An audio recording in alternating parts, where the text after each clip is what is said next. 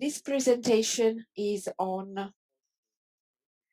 the historical and theoretical framework to restoration ecology. So I will speak about the theory and the link between theory and practice. In a nutshell, here are the contents of my presentation, why restoring wetlands, and then we will make an analysis of the global context and a short description of restoration ecology. And then we will speak about the main subject, that is the difference between restoration ecology and ecological restoration, then some definitions, and then some practical elements on the reference ecosystem and some examples of restoration interventions, and then analysis and results of ecological restoration in scientific literature, and finally some conclusions. First of all, why restoring wetlands? The answer is quite simple, because wetlands provide services based on their functioning, and these services are very important for human societies. We are speaking about provisioning services based on primary and secondary production. So human societies can basically produce crops or meat or have fish.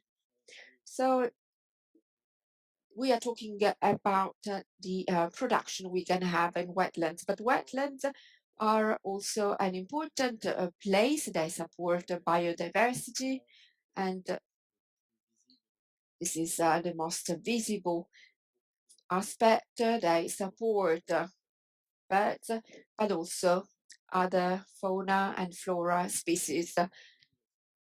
Wetlands also provide regulation services. They are sometimes underestimated, but actually they are very important. And these regulation services concern, on the one side, the control of the water level. They avoid floods, and they help also reducing the risk of droughts. And they help regulate also the cycle of nutrients, avoiding hypertrophiization processes that can lead to important degradation of water, plants, and the proliferation of algae and mortality of fish that can be quite important in terms of impact. Wetlands also provide cultural services and also recreational services. They are studied, they are an important place that is studied, and they are often associated to also religious sites. And this shows the historical importance of these sites for human societies. Mediterranean wetlands are particularly important, and wetlands play a very important role for a resource that is limited in the Mediterranean. We are talking about water resources, but they are also important for biodiversity. I will go back to this later.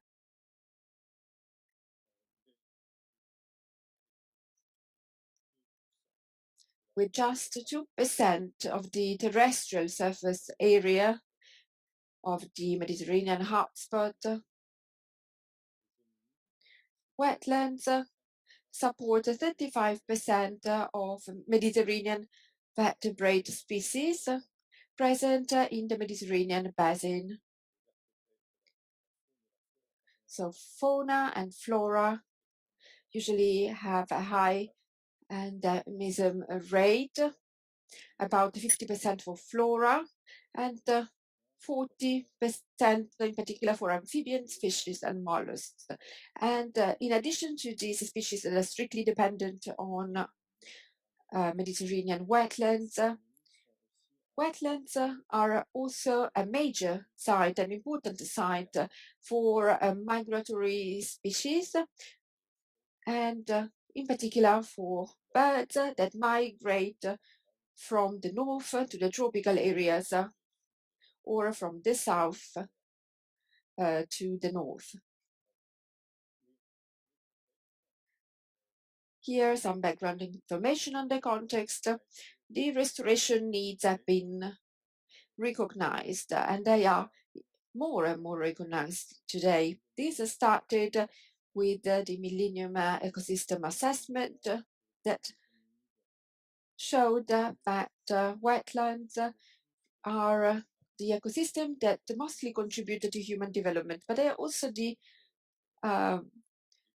ecosystem that is mostly endangered in the world. And starting from 2005, there have been assessments concerning the impact of human development on that and several appeals to stop the loss of biodiversity.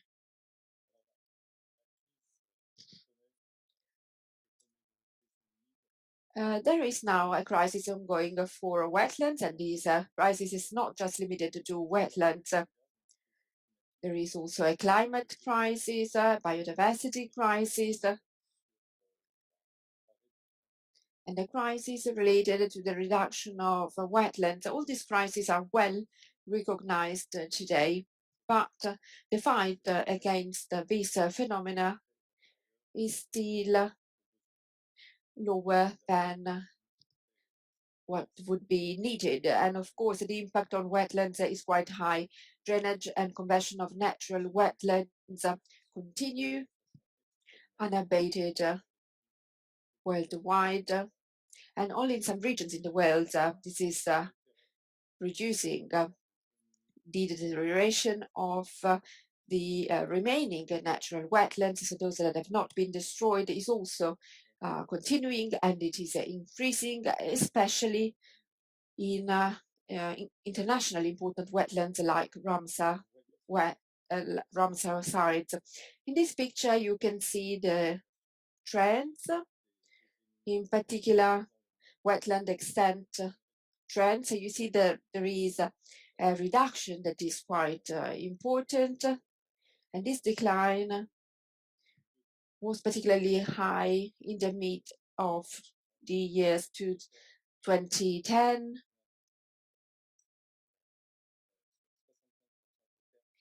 And we had 75% of losses for continental wetlands and 60% for marine and coastal wetlands.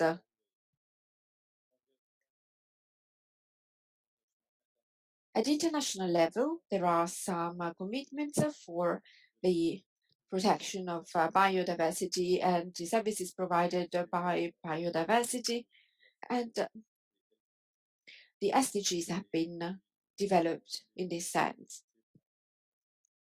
SDGs have been published by the United Nations in 2015, and there are some that concern in particular wetlands, and you can see them here in the red boxes.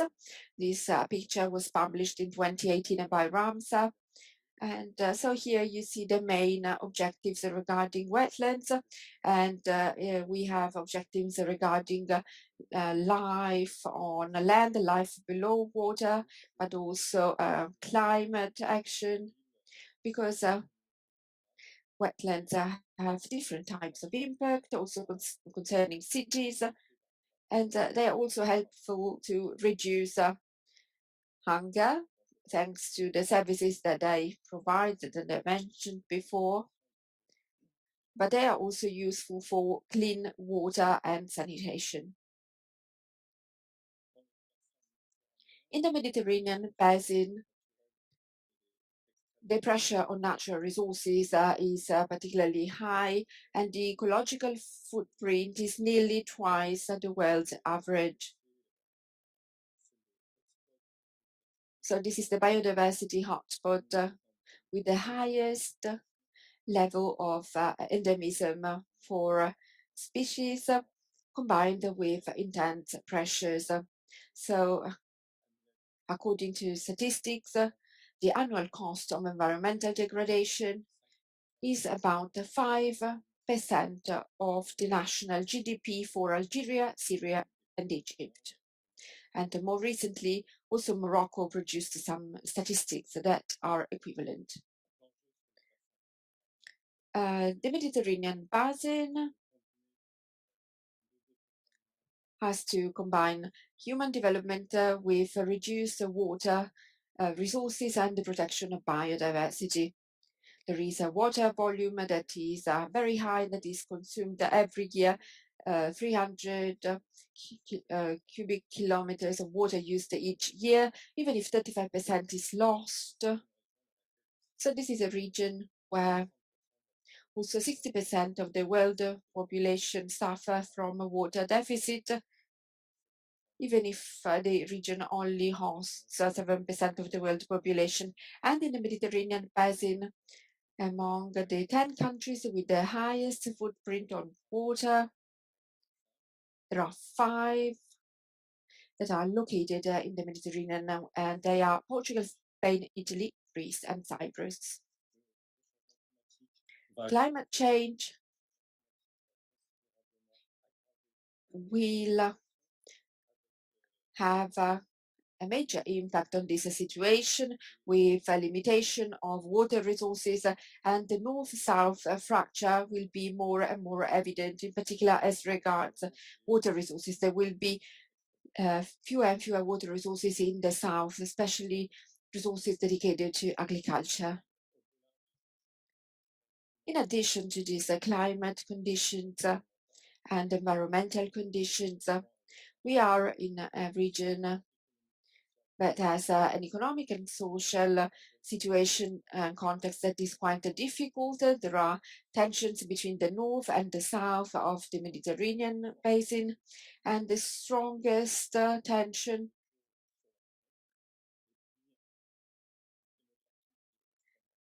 is particularly evident if we consider that the population has tripled in 1 century, and if we consider the food needs of the population. If we also consider the political situation that we all know, there is a very high political instability at the moment, and the result is also weakening of environmental concerns in political agendas. And also climate change that is significantly higher in the Mediterranean basin compared to the rest of the world on average. So, given this context, how can we restore ecosystems and protect species and biodiversity? In order to have healthy ecosystems, the answer is the management of these ecosystems in order to protect endangered species and ecosystems. And for that, conservation interventions are needed. And for destroyed or damaged populations or ecosystems, the solution is restoration. This is what is needed. The Millennium Ecosystem Assessment proposed to develop ambitious restoration programs, and the EU biodiversity strategy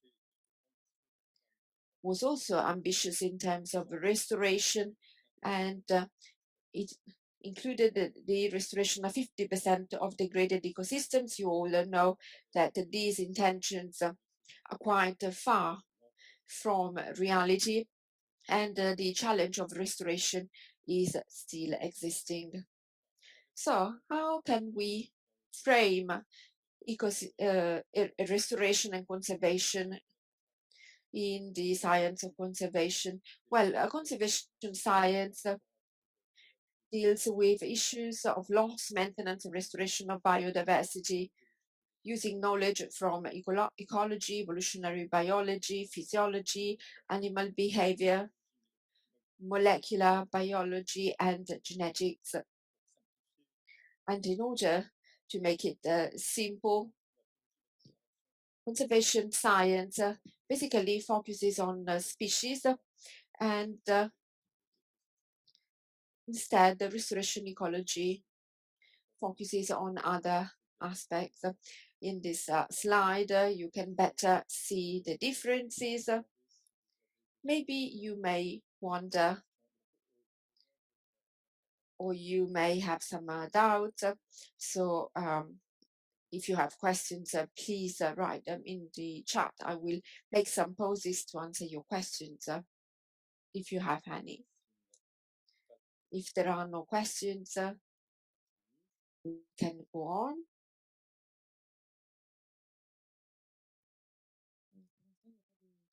There are no questions for the time being. Okay, so we can go on. You know that there will be also a specific Q&A session before the end of the presentation, so no problem. Let me now speak about the history of restoration. Everything started at the end of the 19th century. In France, there were restoration projects of forests in southern France in particular. And here there were problems like soil erosion and floods, catastrophic floods due to soils degraded by overgrazing. So strong interventions were needed, and this approach was not meant to restore the initial status, but rather to solve a problem. And the different tree species were tested to see which ones were more adapted to the local conditions, including several exotic species. And this is quite typical in forests. You can see an example in these two pictures, the situation in 1880. And you can see the very evident erosion, and then at the same site after the reforestation 1 century later.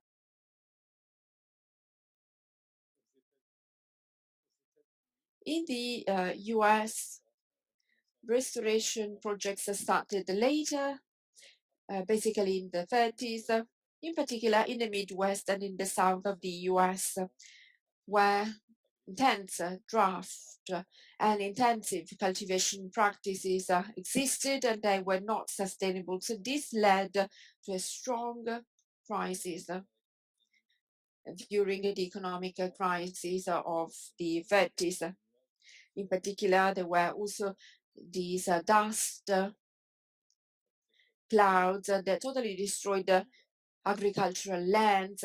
This also led to a social and economic crisis that was absolutely huge. In this context, Aldo Leopold, a scholar, had an idea that was to restore what was lost. So his ambition was to protect a sample of the original Wisconsin area, so what existed before the arrival of the Europeans in the US. And the idea specifically was to recover and restore degraded ecosystems, considering that reconstruction and restoration was a way to understand how the ecosystem worked. So here, what they wanted to do was restore the original status, and in the following decades, this remained an important difference between a restoration approach in the US and in the EU. The colonization of Europeans in the US was quite recent, and there are still images of the samples taken in these areas. These remain a reference, of course, and non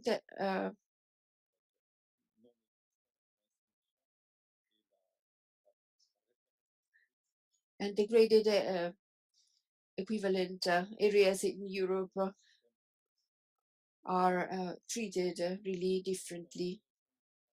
In the Mediterranean region, the first explicit restoration projects were carried out in Camargue in late 90s.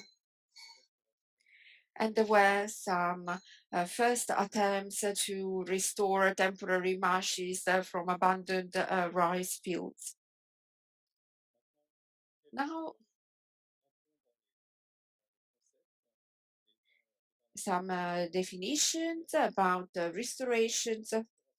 So, restoration ecology falls within theoretical ecology. Theoretical ecology produces concepts, predictive models, and mathematical models to explain how ecological systems works. Instead, restoration ecology is a subject of theoretical ecology, and it is about scientific progress of developing theories to guide restoration tests of restoration practices, etc. Ecological restoration is different from the two because it is the application of restoration on degraded ecosystems. It produces data, and it also tests theories and assumptions established in the field of ecological restoration. So there is a strong link, a strong interdependency between restoration ecology and ecological restoration. Each of the two plays a specific role, and these allow to make progress. And this is also useful for restoration in general. What is restoration ecology? There are several definitions. This is the study of relationships between organisms and the abiotic environment in the context of ecological restoration. According to Falk and others, it is the study of mechanisms at work in ecological restoration. It is a young discipline that has been strongly developed since the 90s. It is strongly structured with an international association, RCER,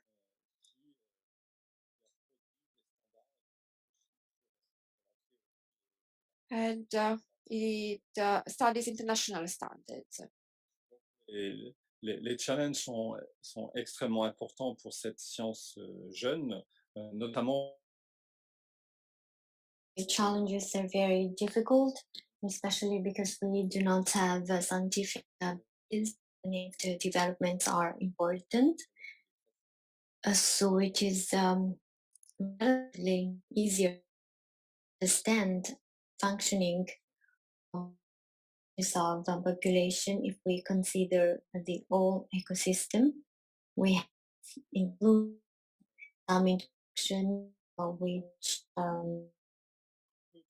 are not many syntheses published about wetlands. It is easier than in other ecosystems because logical function and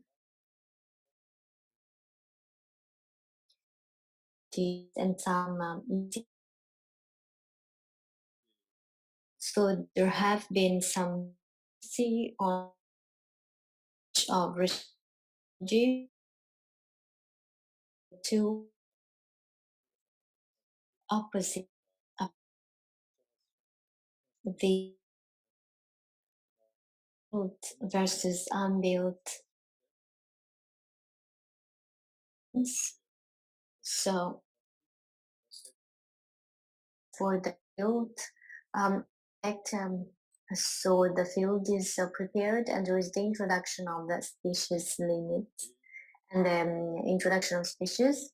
And in the unbuilt restoration, we rely on spontaneous ecological processes, which make it possible, in our opinion, to reduce costs on one end, because spontaneous processes work, but this allows for an increase in resilience compared to the built approach. The restoration ecology is still complicated because restoration ecology produces models with a predictive value which is relatively low and weak, a bit less for wetlands than for other ecosystems, but there is still a difficulty concerning replicability of the different experiences which are made. The feasibility and the time scale vary according to the nature of the projects. And for wetlands, we consider that if we can pre-establish communities in 10 or 20 years to rebuild fields, for example, soils, for example, we consider many years as a time scale. So there are few syntheses, but there is an excellent synthesis which was produced by Zedler in 2000, who analyzes hundreds of projects, restoration projects in the United States, and takes in consideration the different principles taken into account. First of all, the location of wetland and its location in the landscape is essential, and this is explained by the fact that wetlands depend on the catchment area, and they can have a very strong influence.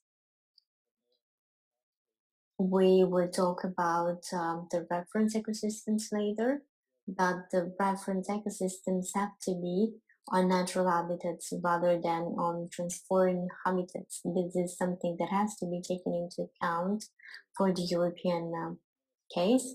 The third recommendation is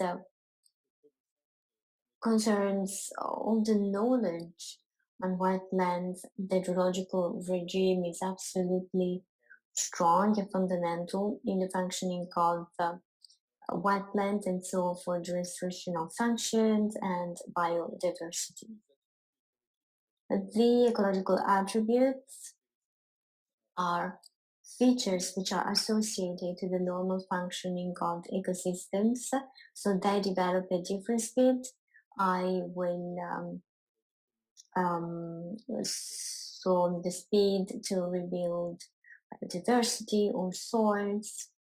In several cases, the nutrient inputs can affect the restoration of biodiversity, the eutrophication, which is a major challenge. And so we need to take care of these nutrient inputs, and they have to be compliant with the objectives of restoration.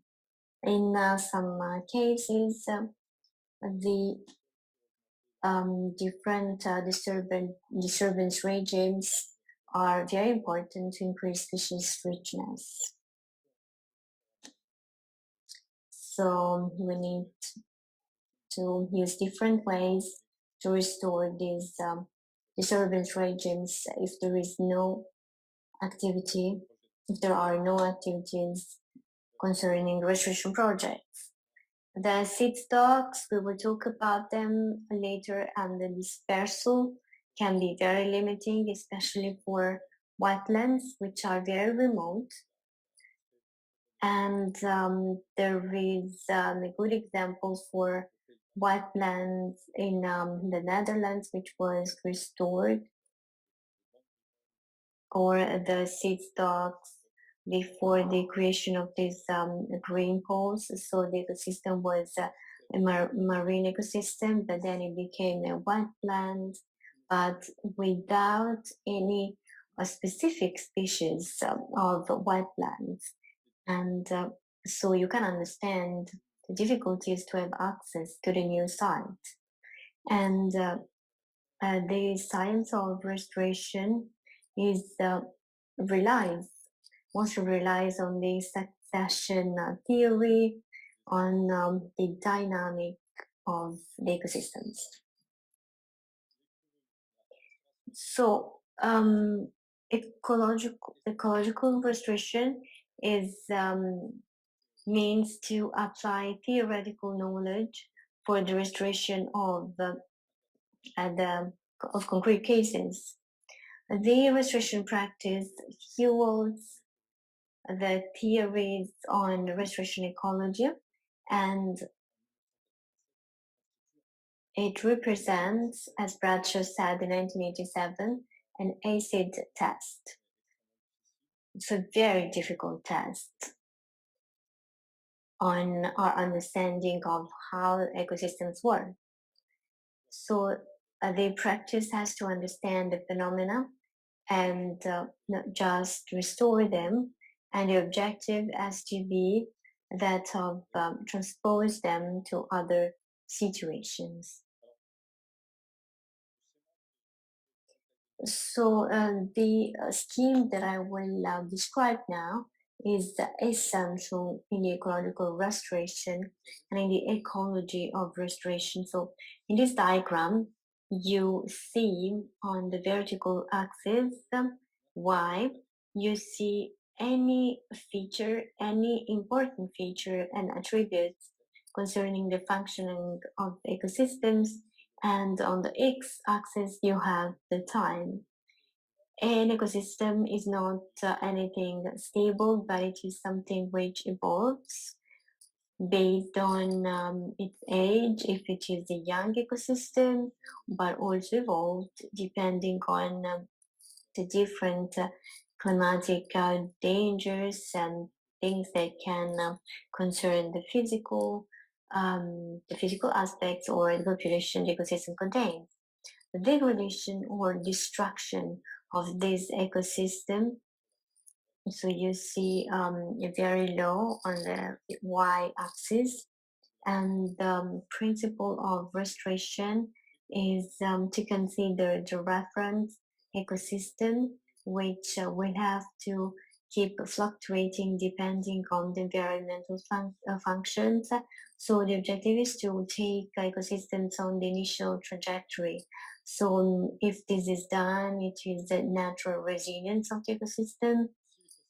If the ecosystem is not resilient, and if there is no management to correct the destruction, there is a decline, there is a continuous decline of the ecosystem. And then, in order to restore the ecosystem, there will be a phase of active restoration, which can be very diversified.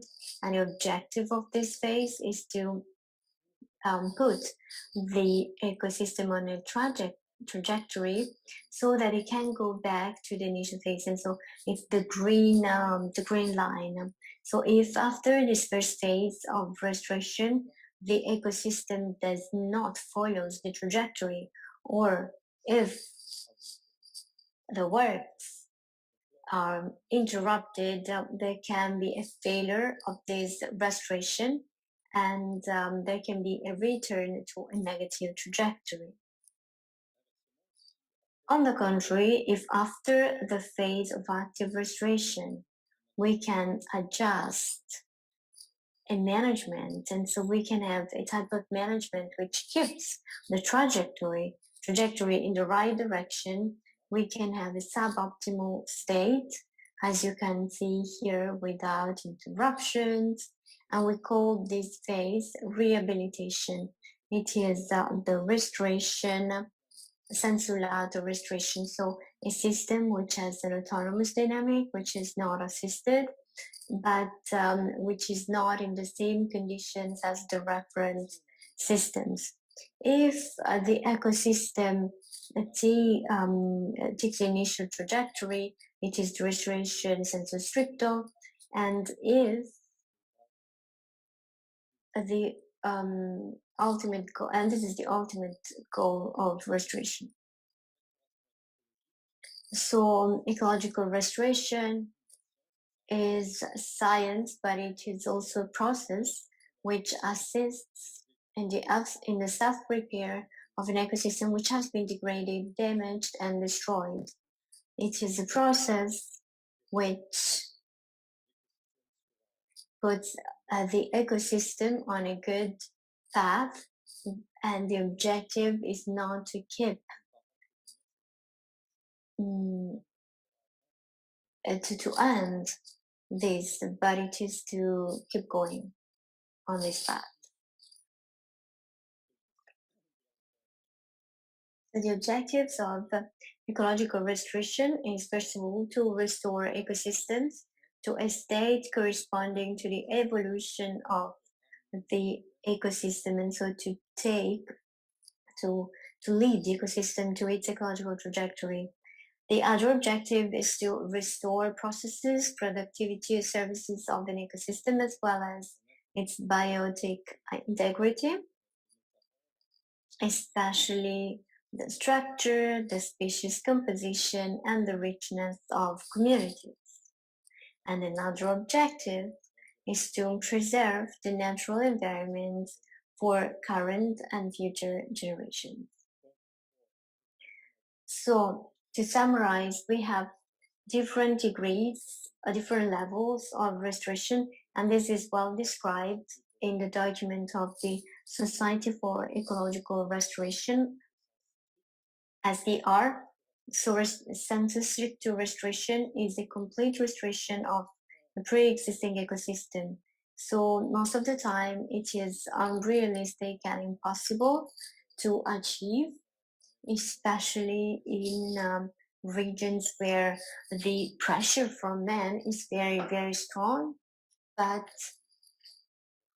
it is a state which corresponds to the natural state. In several cases, we do not know what is the natural ecological state of the ecosystems which are which have been transformed during several centuries, and we do not have any example for the Mediterranean area. The rehabilitation, which is also called the sensu lato restoration, is a type of restoration which is incomplete, which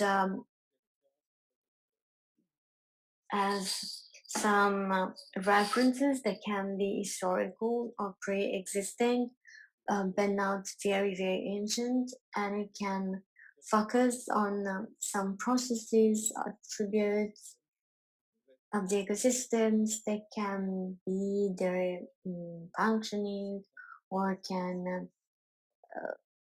aim to some specific services. So this is the most general case. So most of the cases concern rehabilitation, especially when we deal with the Mediterranean area. There are other cases which are the creation of recreation. In this case, we do not have any historical references because we're talking about sites which have different history, which have been modified, and so there must be there is the need to build a new ecosystem without historical references. And this concern is the case of Europe, where there are several situations, such as ponds, where there is a strong dynamic for the and draw important successes for the construction of biodiversity. So as of now, we do not have a reference ecosystem.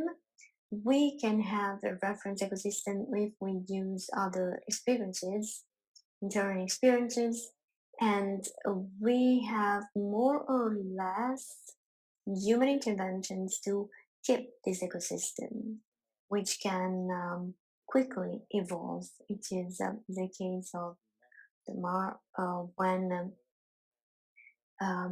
it is created. So it is so there are some regular interventions which are practiced to let the marsh go into a less difficult situation. So the I do not have a good differentiation of reclamation. Reclamation concerns a very special context. So the majority of mining landscapes which were polluted with the accumulation of toxic minerals. So this is found especially in the cool producing regions, and the objectives in this case aim to limit contamination and the spread of contamination, and we try to build a landscape which is appreciated and useful for the communities with um, not a very big biodiversity mission. Some more definitions concerning ecological restoration. So this extinction debt, the extinction debt in an ecosystem which was degraded. So these are the species which are always present, but which cannot be kept in the long term because the environmental conditions are not favorable. And as a matter of fact, we see a decreasing in population that slowly disappear.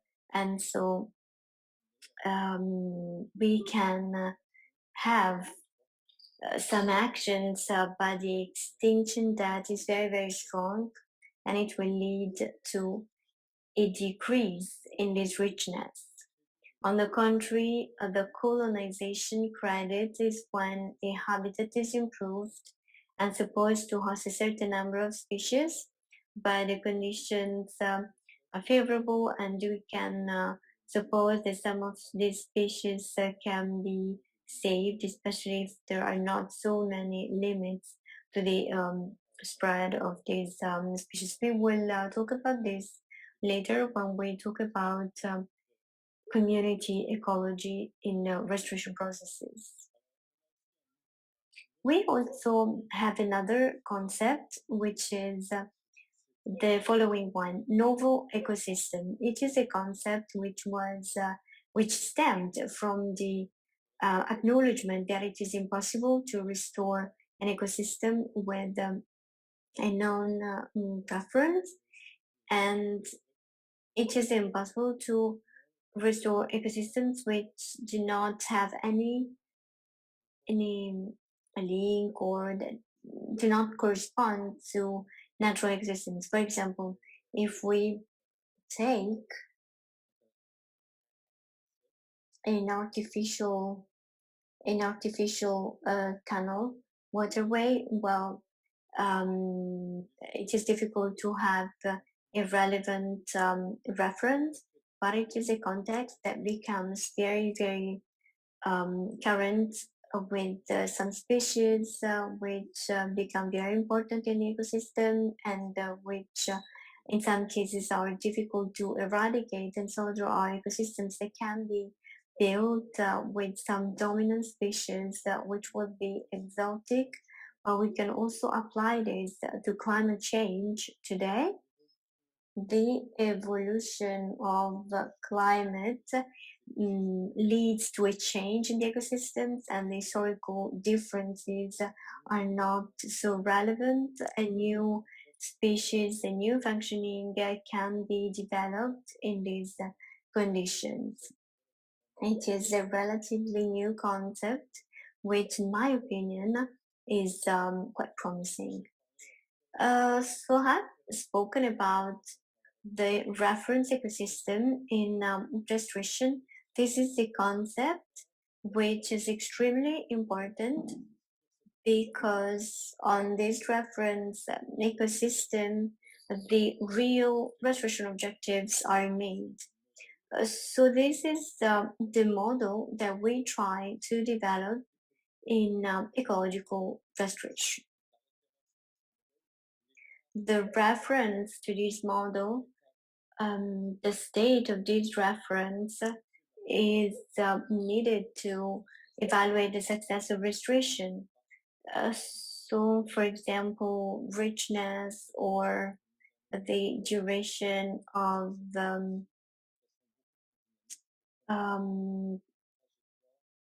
of watering, and it can mm, important. And ceramic is important because in some cases we can build ecosystems which are very similar to reference ecosystems, which is a good success, but a strong disturbance in a specific time can lead to a difference between with the restored environment, because they are less resilient than the natural one, and they're important.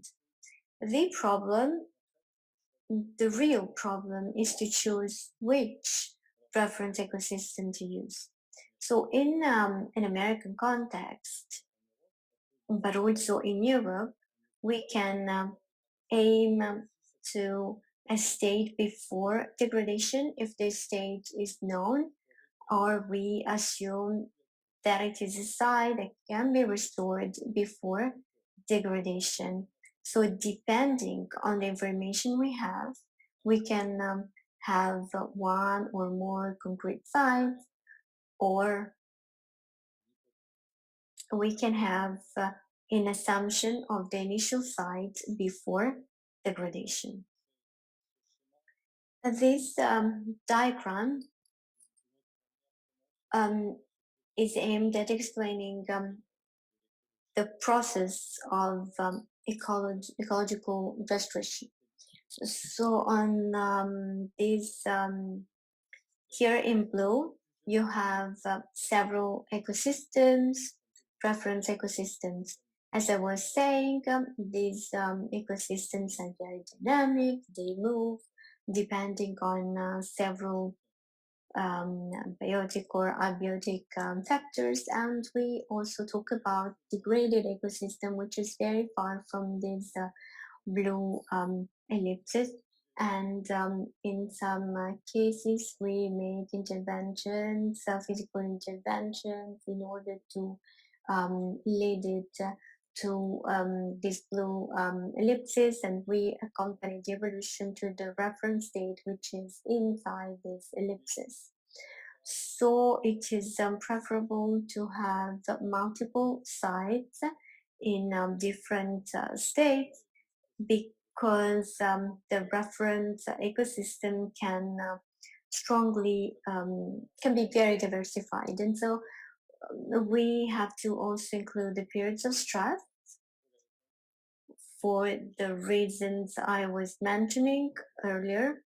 Resilience can be different in between the restored ecosystems and the reference ecosystems, so there's a resilience range, and we can aim to intermediate states, which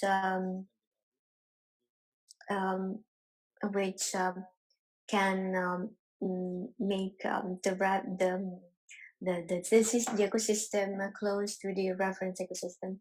If we do not know the state of the previous ecosystem, or if we do not have any reference ecosystem, we can try and look for historical information through some extremely diversified sites. So in some text, we can have ecological descriptions. We can have in the database some list of species, and so we can have some vegetation charters, some distribution charters, we can have photos, we can have, we can have several types of information through some public surveys, articles which were published, or through some paleoecological data, especially some measurements which make it possible to rebuild the state of the ecosystem, starting from types of pollen, charcoal, and animal remainings, especially of the captive species, etc. So the comparison with the control, the state before restoration, will make it possible to measure the benefits of restoration activities, and it can also make it possible to assess whether it has been possible to put the ecosystem on a favorable trajectory, or if we can continue in the same direction, or if we have to start the reflection on the different measures that have to be taken to put it on a satisfactory trajectory, or we can decide whether it is possible to leave the ecosystem in an initial state and choose another one. So here I have given a lot of information. I don't know if you have any question. Yes, first question.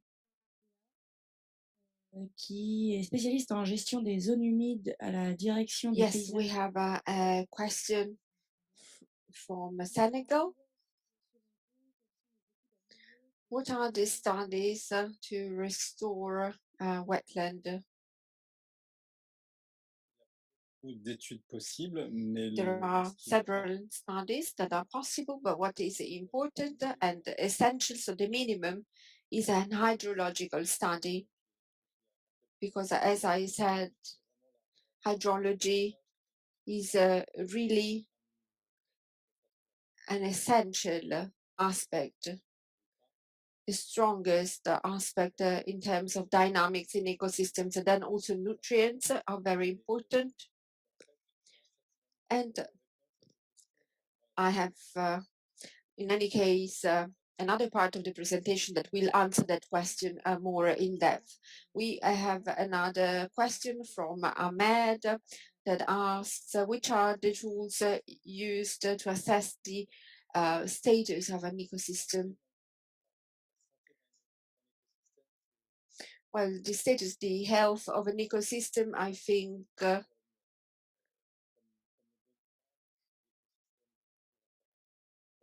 peut mesurer is to be measured compared to a reference ecosystem. Of course, we are not talking about health, stricter sense. There are some characteristics of ecosystems like its richness or other characteristics related to its functioning or operational, the status of some populations that are considered as representative. Thank you. And then one final question from Ilona Biedron. Which project can be used as a pioneer in Europe when it comes to restoration and minimizing the effects of flooding?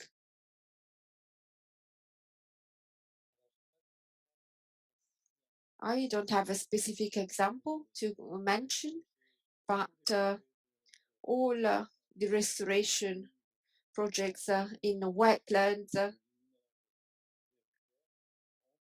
in rivers in particular, fall within the scope. Also, the rectification of Cordeaux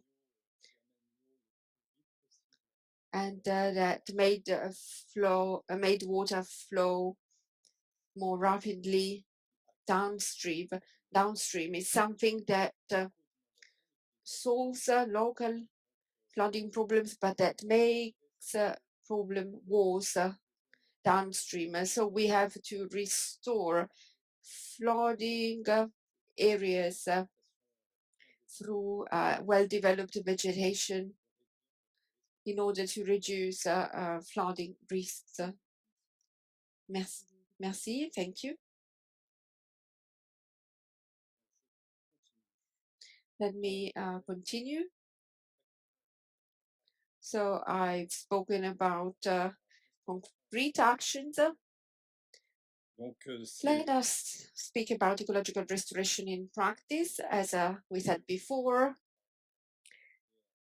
it contributes to ecological restoration. First of all, we need to ask some questions and preferably the good questions. If we take the graph I showed you before on the degraded ecosystem, you see the trend that stops here, and we have a degraded state, and then the resilience. So the first question to ask is, the degraded ecosystem, is it still resilient? Can it recover and go back to its initial trajectory? So this means, do we really need an intervention to restore the ecosystem? And which benefits can the restoration interventions have? And is there a risk induced by the activities, the restoration activities, especially in the first phase? So these are the main questions.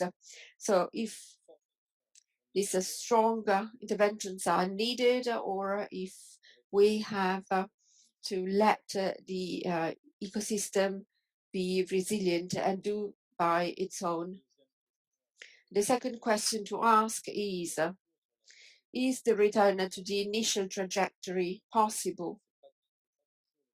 It is not always the case. And if this is not the case, what do we have to do? Are we satisfied with the degraded status? Do we have to reorientate the situation? Do we have to support the ecosystem to go back to its reference trajectory through rehabilitation or restoration? So when the environmental conditions have changed and the ecosystem is supposed to be resilient, we can make restoration interventions provided that we can restore the environmental conditions. But this is not always the case. If we have a climate change, it is quite likely that we can restore climate in the next centuries. If resilience is sufficient, then intervention is not essential. It could just help speed up the return to the reference trajectory. The setting up of a new management model is needed to compensate climate change.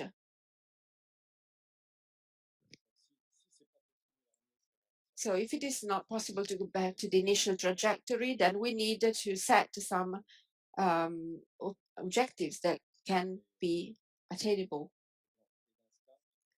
And in this case, we change the management, and the strong restoration actions are needed that lead to a different trajectory compared to the initial trajectory.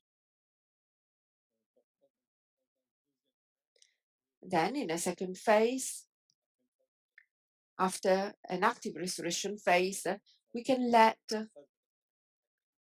the ecosystem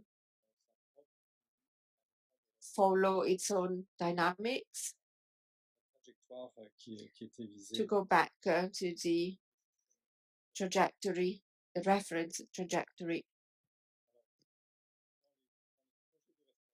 In the restoration projects, vegetation plays a very important role, and the restoration models are based on the models of plant communities. So if we start from a global pool of species, so the species existing in the region, The first question to ask is, are species already present in the site, and which species are already present in the site, and the species that are not present, are they able to join the site? Because you know that species can be dispersed in several ways, through the wind, through water, through fauna, and some species have dispersion strategies that are quite limited, so they can have just a limited range, so it may be difficult for them to reach the site to be restored. Once we have answered this question about the capacity of species to reach the site, the second question is, are environmental conditions favorable for the species we want to be present in the site? This red dots you see here are considered as environmental filters. There is a dispersion filter, and then we have an environmental filter concerning local conditions. In the case of wetlands, first we have to consider hydrology, flooding periods, and then also the flows of nutrients and eutrophication and the current trends. And then there is a further filter concerning the dynamics of these plant communities and the interactions between species. Often we have competitive interactions. This is a quite complex topic because there is a competition between species, and this is quite varied according to the local situations in the specific sites. But very briefly, we can consider that the big plants have more opportunities to establish themselves if the environmental conditions are good compared to the small plants, especially annual plants. I wanted to say something else. In the case of wetlands, well, this is a general scheme showing dynamics of plant communities in general. Let me repeat that this is particularly important for wetlands. Environmental filters sometimes are so strong, especially in areas where there are local disruptions. So these environmental filters are so strong that interactions among species can become less important.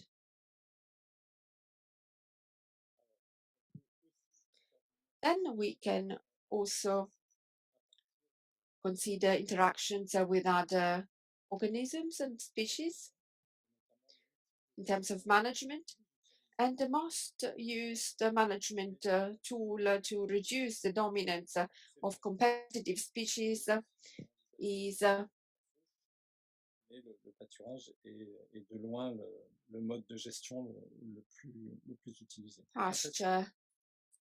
Then, of course, there are a series of questions concerning the adaptation of the species used for pasture, its local availability, its tolerance to environmental conditions, and the selection of plants. But pasture is going to work only if herbivores eat the most competitive species, but they don't have to be too dominant.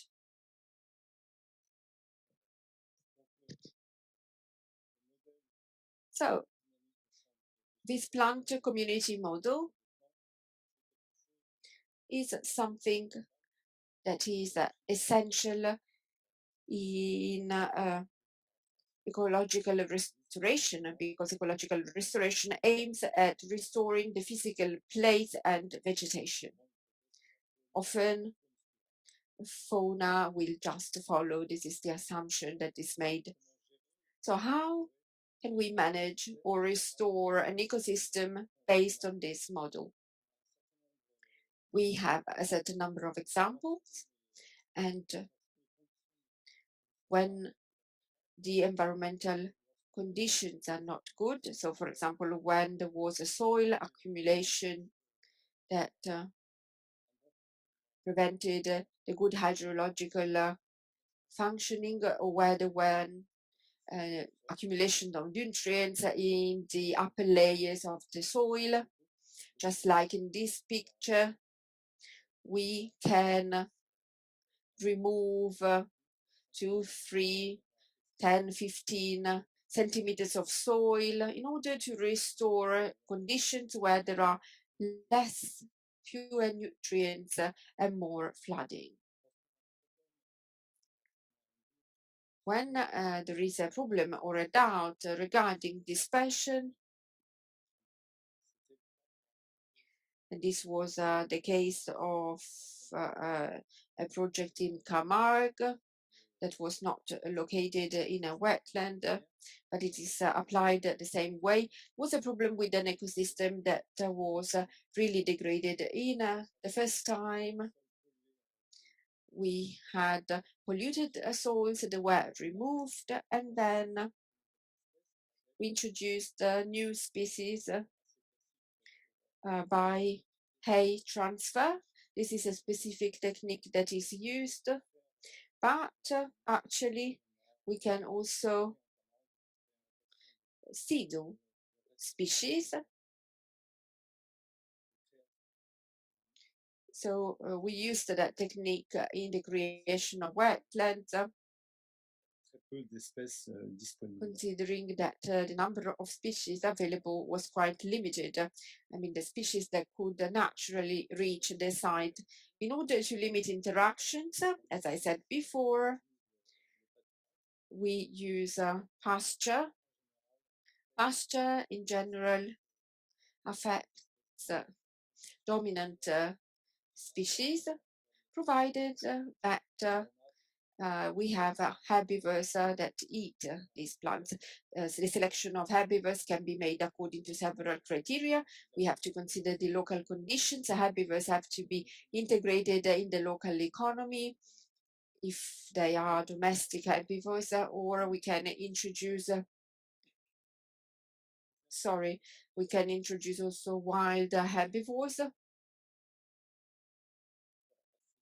but sometimes it is usually it is very complicated. So usually we have herbivores that eat plants, grass, others that eat woody plants or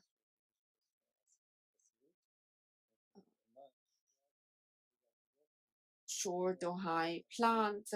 So there are several criteria to be considered that have to be adapted to the local climate conditions, local environmental contexts, etc.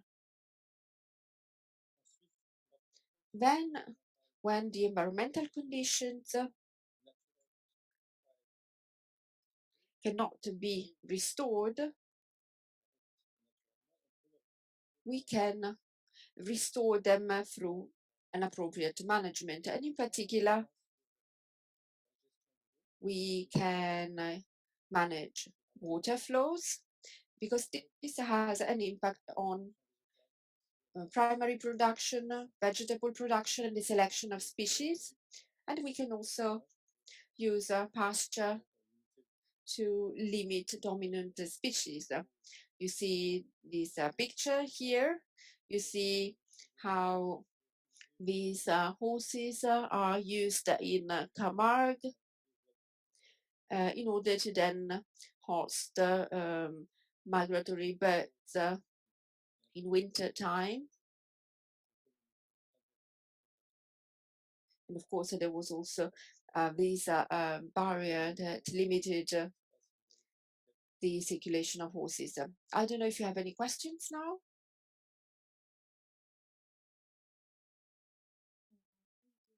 Yes, we have one question from Wassim Gaidi, BirdLife Tunisia. The question is the economic and biophysic evaluations of ecosystem services in wetlands are just the starting point for ecological restoration projects. So biophysical and economic evaluations of ecosystem services. Yes, biophysical analysis, yes, are important, but it really depends on the local context and the sensitiveness of local stakeholders to economic aspects. There are debates on the relevance of these economic assessments. So in my opinion, we need to use them quite cautiously. If this makes acceptation of the project easier, then we do not have to hesitate to use them. But otherwise, we have to avoid overestimating economic services because sometimes there are no clients for these services. Thank you. There were no other questions. Thank you. Now we can move on. Now I can show you some examples of ecological restoration. In the presentation, we've spoken about passive and active restoration. Passive restoration is based on the natural functioning and natural resilience of the ecosystem. So it doesn't imply strong interventions, restoration interventions in particular. So just to summarize, we consider that we have an active restoration where civil engineering works are needed, when we need, for example, to dig a wetland or build dikes, etc. So the civil engineering works fall within active restoration. Instead, a passive restoration is when everything is done through the spontaneous restoration of ecosystems or when just an accompanying support is provided. Here are some examples of passive restoration. Once we have created the favorable environmental conditions, sorry, I need to go back to the previous slide. Actually, no. In many restoration projects, what we want to do is to restore plant communities with a specific richness. And usually we have species that are not competitive. When we have a very competitive species, basically what we have is plant communities with a low level of richness. So in order to reach this objective, we need to have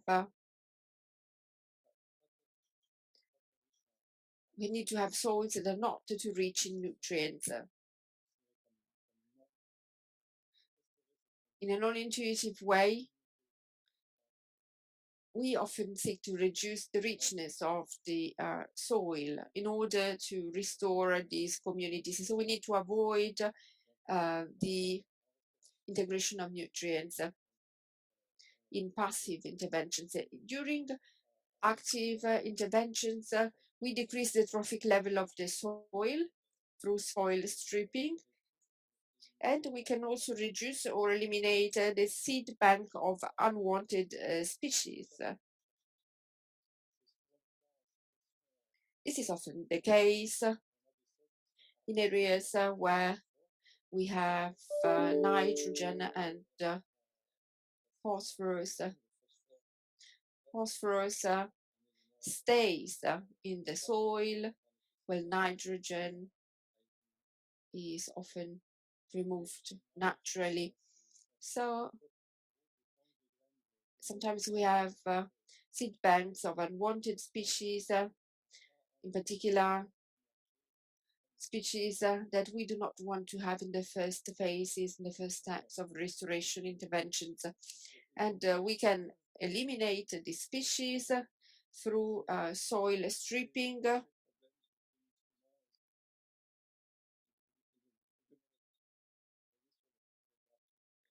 Here you can see in the graph the presence of ruderoles, and you can see the richness of the community without soil stripping.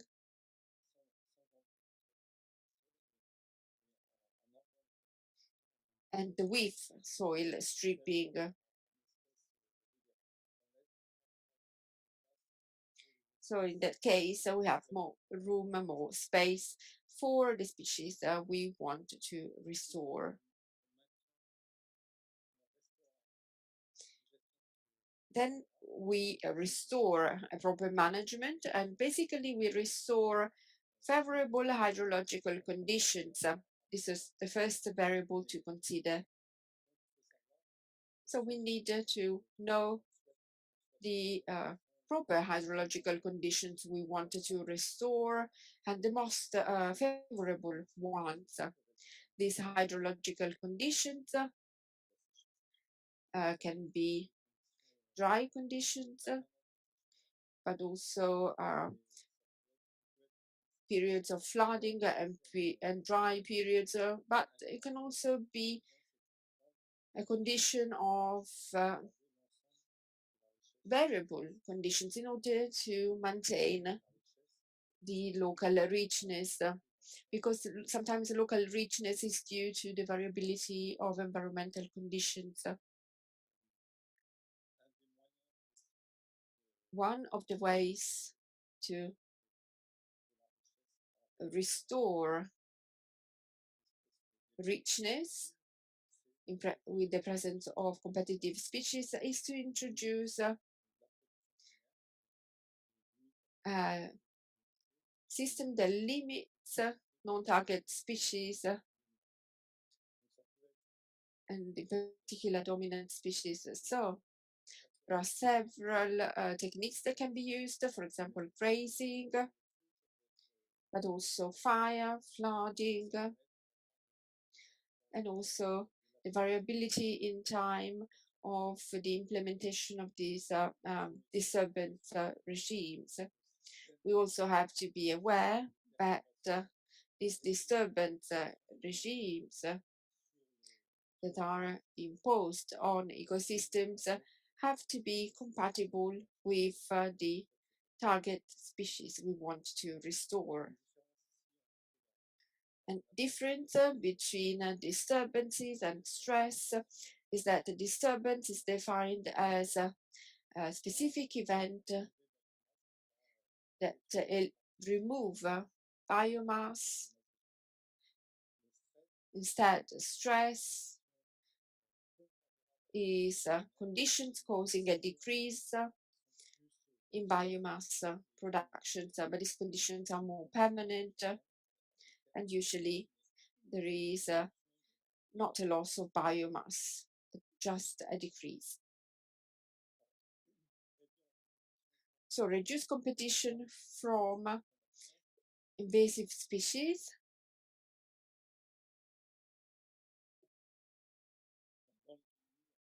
In wetlands,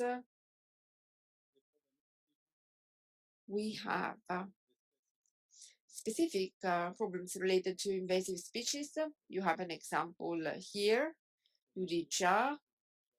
We have at least 2 species of Ludija that are particularly invasive in Europe and in North Africa, as far as I know, of course. This is a phenomenon that is going to increase and to speed up, and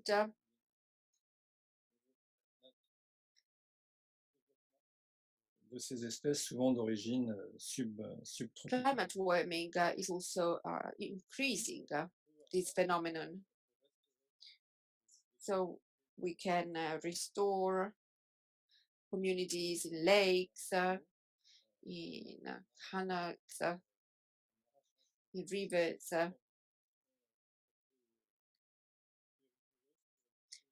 by implementing interventions that aim at avoiding the multiplication and dispersion of these species.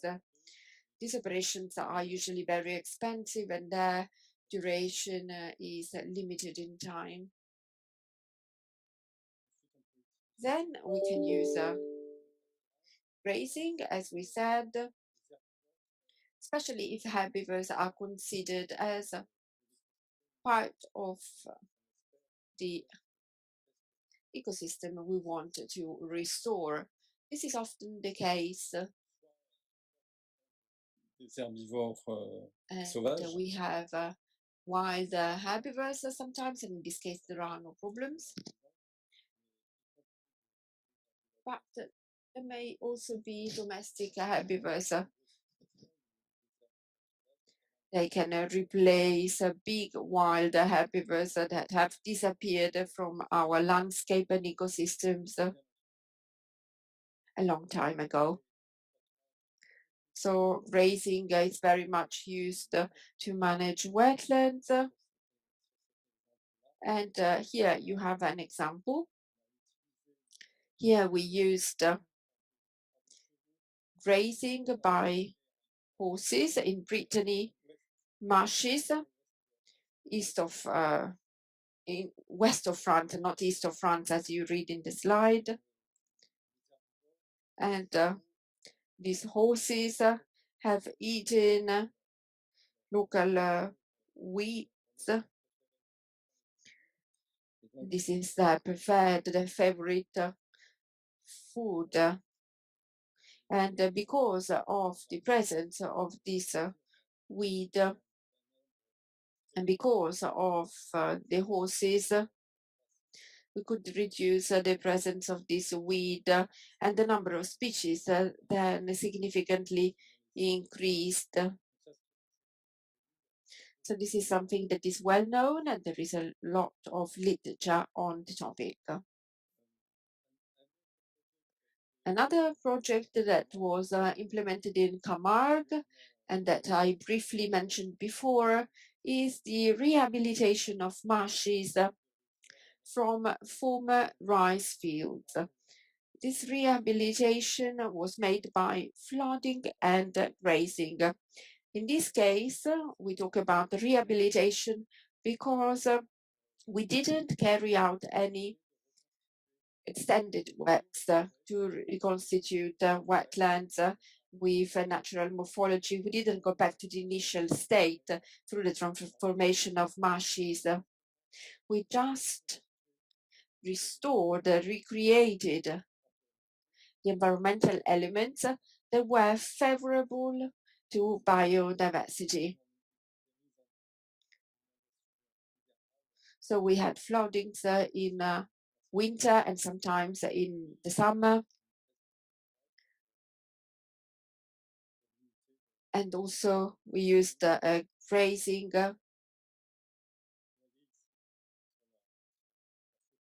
À gauche, la situation Here du you site. can see on the left the situation of the site in 1947 before the installation of rice field. So you see a big marsh. There is so this area has been transformed in rice field. So you see in red we have the study area. So it was transformed into rice field in the 70s, and this rice field was abandoned in at the end of the 80s. And so we developed this experimentation in this field starting from 1994 with a system which made it possible to limit grazing in this part, and as another system in the northern area, and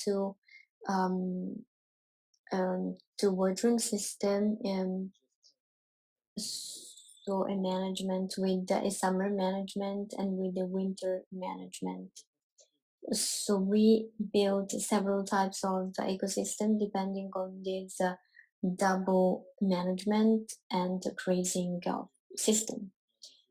So we have also measured the use of this site during the winter season with very good results on the lot, which was on the batch, which was flooding the winter and which was grazed.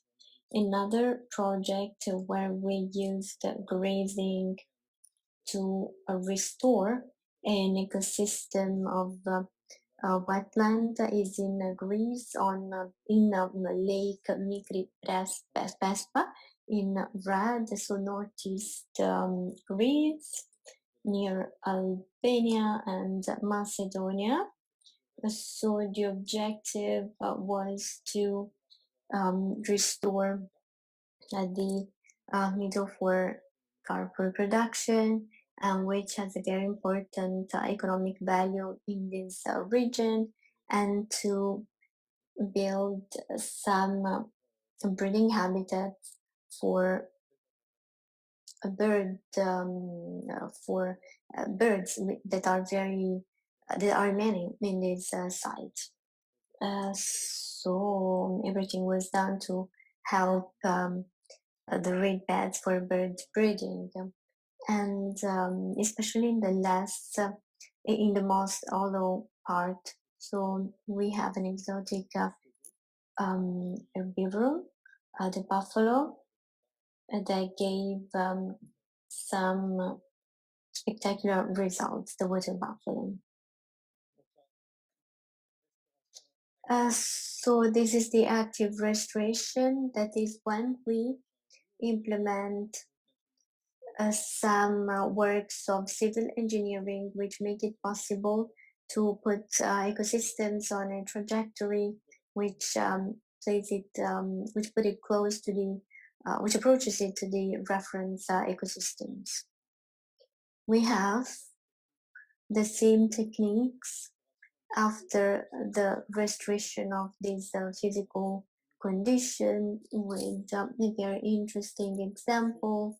We used some ants in order to reduce a dispersion field where ants transported seed in the restored area. On Camargue, so here you can see the biomass of aquatic species and aquatic species based on the biomass of the halophytes here and the action of the oars that makes it possible to reduce the biomass of halophytes to values which make it possible to develop these aquatic elements which are very important. The horse, the Camargue horse, can adjust very easily. It enters the water very easily, and when there are mobile soils, it make it possible to have less pressure on the soil and facilitates the access to this soil, which are very mobile. So we can introduce some key species. So in this case, we have a species of plant, the Rhinanthus, which was reintroduced on limestone grasslands in UK, and this reduced. So Rhinanthus is a semi-parasite plant. it is parasite of prairial species, which are the most dominant, so it reduces their vigor, and so it makes it possible to increase the specific richness of the communities indirectly. And so there is a reconstruction of the specific richness, which is correlated to the presence, to the abundance of the Rhinanthus.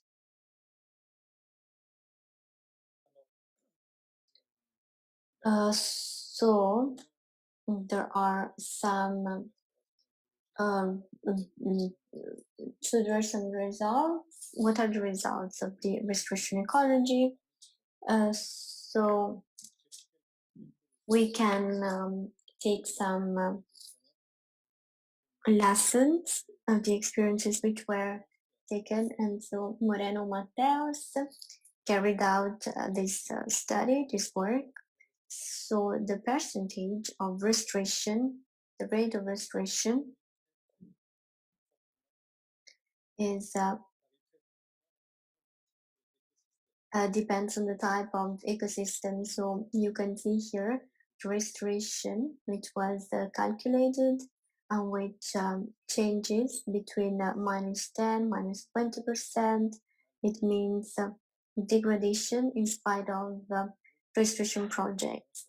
So these are levels that can go up to 60%. So you can see some needles and forests, so temperate forests that can be restored, especially for the plant communities. It's not always the same for the rest of the ecosystems, especially soils, which take a lot of time to redevelop, but we have systems which are very difficult to restore with the coastal wetlands and coastal ecosystems, freshwater areas, and very often it is the eutrophication which make it possible to have a short-term restoration, and then the coral reef which kept degrading in spite of the restoration efforts, and it is likely that this can take place with the phenomenon of the whitening of coral due to the warming of the sea areas. So there are some restorations which are more complete in the ecosystems, and we have restorations which are more complete on the main functional features of these ecosystems. You can see here in the diagram here on the left, we have the response ratio of the ecosystem with the zero line that corresponds to the reference state.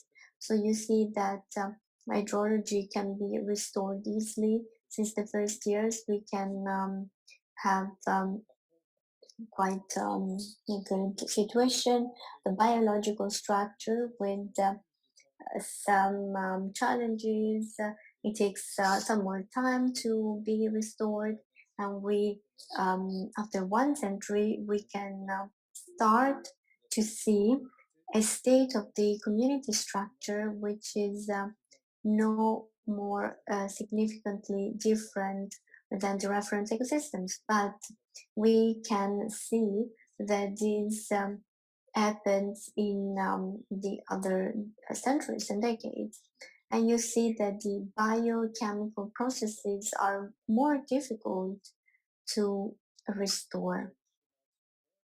On the next, in the next diagram, you can see other variables which were tested, and you can see once again that vertebrates can restore population relatively easily. The restored ecosystems, we can restore vertebrates quite easily.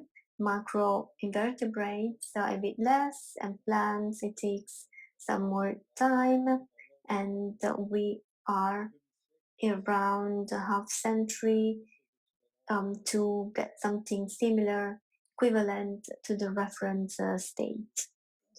And then we have the other diagram at the bottom of this slide. So you see the elements loss in soils, and so we have nitrogen, carbon, and if you see here, nitrogen and phosphorus can be restored. The level of phosphorus and nitrogen can be restored in a relatively short time. Carbon, which is the organic matter of the soil, requires some more time, and the range is minimum 1 century for the ecosystems which depend on on the richness of the soil in organic matter. We have other responses on the density of vertebrates, and it is similar to what we have seen before.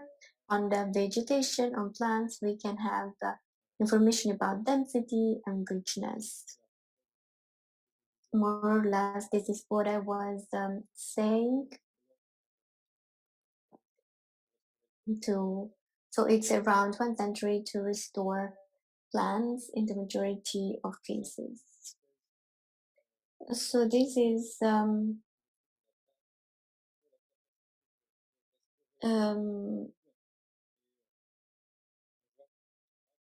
so we can see here the effects of sites on wetland restoration.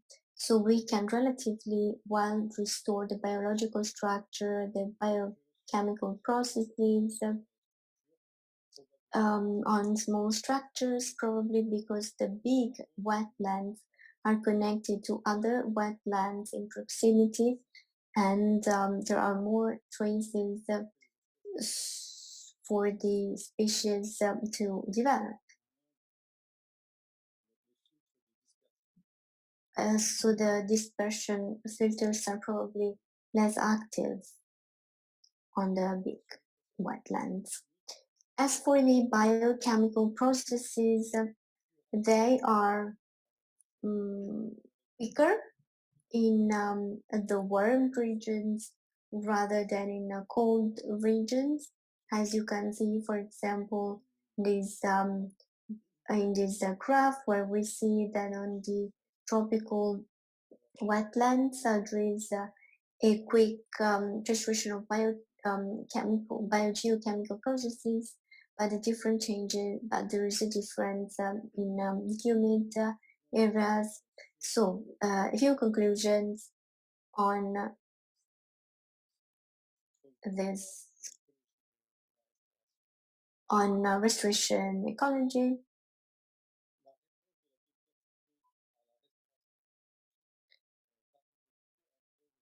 So changes between the aquatic systems and land ecosystems, with more important difficulties on water ecosystems rather than land ecosystems.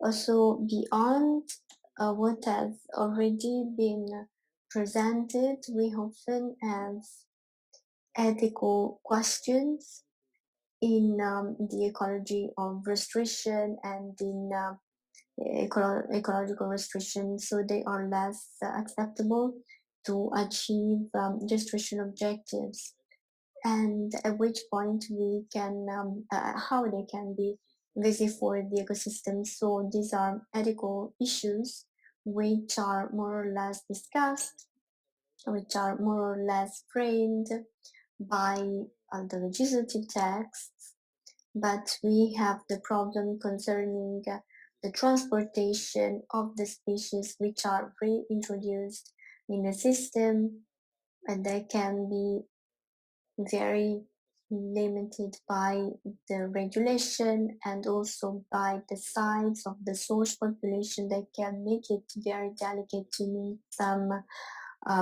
tests on the threatened species to reintroduce them in the restored areas, the restored sites. So restriction is not always guaranteed.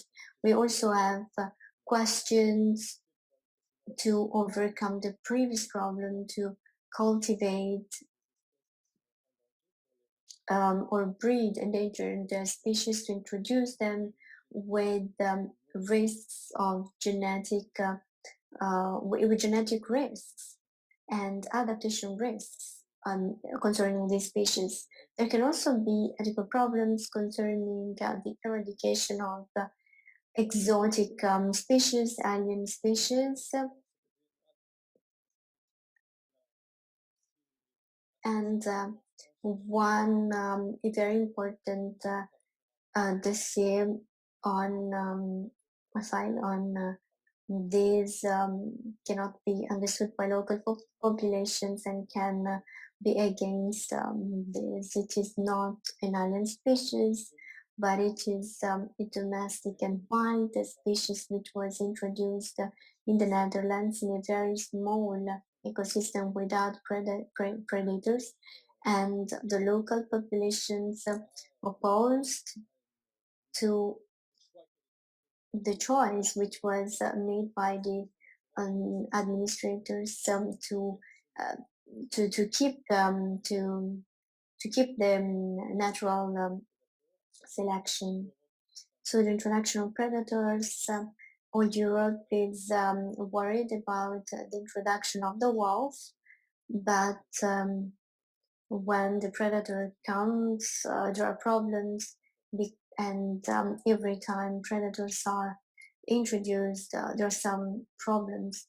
There was a lot of opposition to the introduction of this. So we need to pay a lot of attention to this restriction project, because local populations can oppose if they do not understand the positive aspects of the positive consequences and aspects of the proposals. The principles which underpin the ecosystem restoration are 10 principles. They concern the global contribution to the protection of nature, a big commitment of local population to have multiple activities and to preserve restored areas. Also, these projects are beneficial for nature and also for local population. We have often had restoration projects which were implemented without completely treating the causes of degradation, but this is fundamental. And they must be based on science, so knowledge integration. They have to rely on science and the best know-how and knowledge. Goals have to be measurable. They must be relevant to the local context, the local environment. There must be a follow-up of the projects, an assessment of the projects. Projects must be integrated in local, national, or international policies. Restoration, ecological restoration is a professional topic. It requires know-how and knowledge. So non-professional restoration can lead to tragedies, and here you can see an example of a work of art which was restored, but in a way which was completely awful and unprofessional. And so the reference ecosystem must be used as a model. So they are very, very important. They must be used as our goal in our model. And this objective to assess the success of restoration.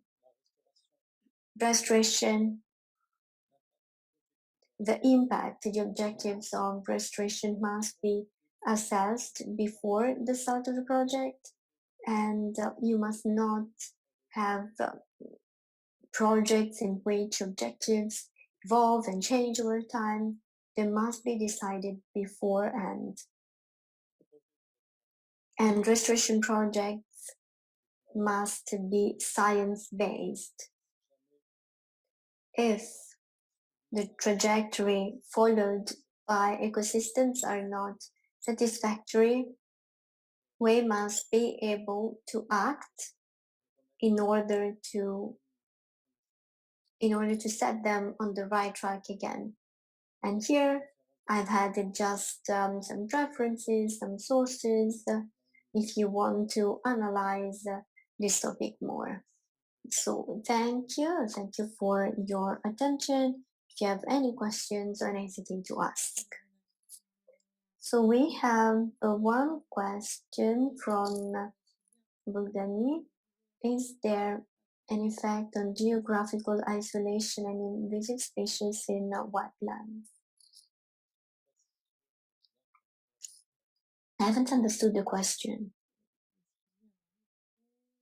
Is there an effect of geographical isolation of invasive species in wetlands? I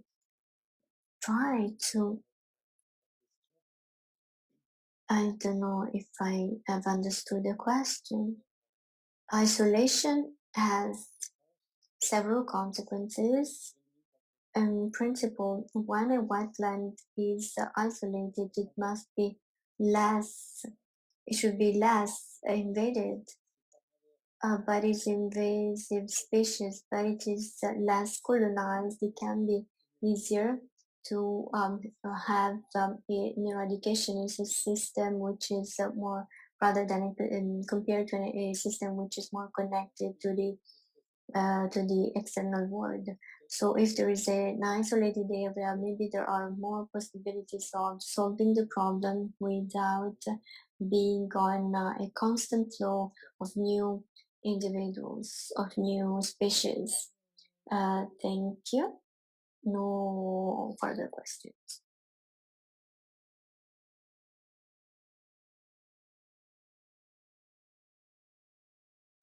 Alors bonjour, c'est maintenant venu le de prendre donc la deuxième So good session. morning. Now we have the second session of this morning.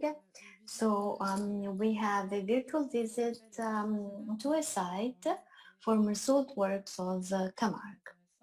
So this presentation will be done with Martibo. So there will be some videos, and if you have questions, we will answer your questions. Mark is more involved in the restoration of the former salt works in Camargue. So it is a project which has more or less 12 years. So we will not talk about everything in details. About an interesting thing is that we will expose the differences of this area, the details. And so the first peculiarity is, first of all, the size of the site, 6,500 hectares. It is quite an extensive coastal area, and so it is quite difficult to restore these big areas, but it is an exceptional opportunity to restore these ecosystems at large scale. Another peculiarity of this site is the coastal dynamics. So you have the site of study, which is in the red circle. And here you can see the river. So you can see where the river is of the Rhone. So you can see the delta, the ancient origin. So it is a site which is quite present. It is present, and as you can imagine, it moves a lot. So here, for example, you can see a detail of the follow-up of the evolution that we did starting from air photographs. And so we lost on average 7 meters per year in the south, but in the west, 10 meters per year were gained. So in a generation of 30 years, we lost 200 meters in the south, and we gained some more meters in the north, in the west. So these are evolutions which have to be taken into account in restoration. And finally, we have a delta which is highly vulnerable to sea level rise. The delta, like the study visit, represents 70% at less than 1 meter of altitude. A third and last peculiarity of this site are the societal challenges that have to be taken into account together with all the environmental challenges concerning the restoration of the site in Europe, as well as the lagoons, the restoration of fish population, salt steps, etc. So there is an important mutation and change from an economic, environmental, and social point of view. So it is a field which belonged to a private company which exploited salt, and now we have the public entity which is the owner of the site and manages it for the conservation of nature. So it is not well understood and accepted by local population, and we must not forget that there is this never rise, and these populations need to be reassured they will not disappear in a few years. So in order to deal with all these important challenges, the conservatory, the French Coast Conservancy, which is a public entity, it is involved in the restoration of coastal areas to ensure the work and to ensure traditional activities. It is very important to preserve the coast, and so this French Coast Conservancy is the owner of the site through different purchasing acts between 2008 2012, and so it identified 3 administrators to manage and restore the site. Is the Regional Natural Park of Camargue, which is bigger than the site of the study and which is in red. The Regional Natural Park is connected to the administrator of Camargue and Tour du Valat natural reserves, which are private associations and foundations to manage the site. And in this chart, you can see that together with these salt works, there are other salt works that are a part of this project. So restoration was a process which was performed in several steps and several years. We think it is necessary to see, given the complexity of the site, to present the order in which the different steps took place. And so at first, there were diagnostic studies, 3 diagnostic studies, which were performed in several years. So the diagnostic studies that were implemented to define the state of play. So we can see on the chart the hydrological functioning as it was at the time when the site was exploited for the production of salt. So this is the most transformed area. So there were lagoons which were used for the pre-conservation of salt. So you see on the left the seawater pumping, which went to the right to areas which were more salty and where salt was collected. So given that the exploitation of salt took place in this area, there was the idea to restore its functioning, hydrological functioning, and this was done through a study to well connect the variation which we had on the site to see which were the new mode of circulation.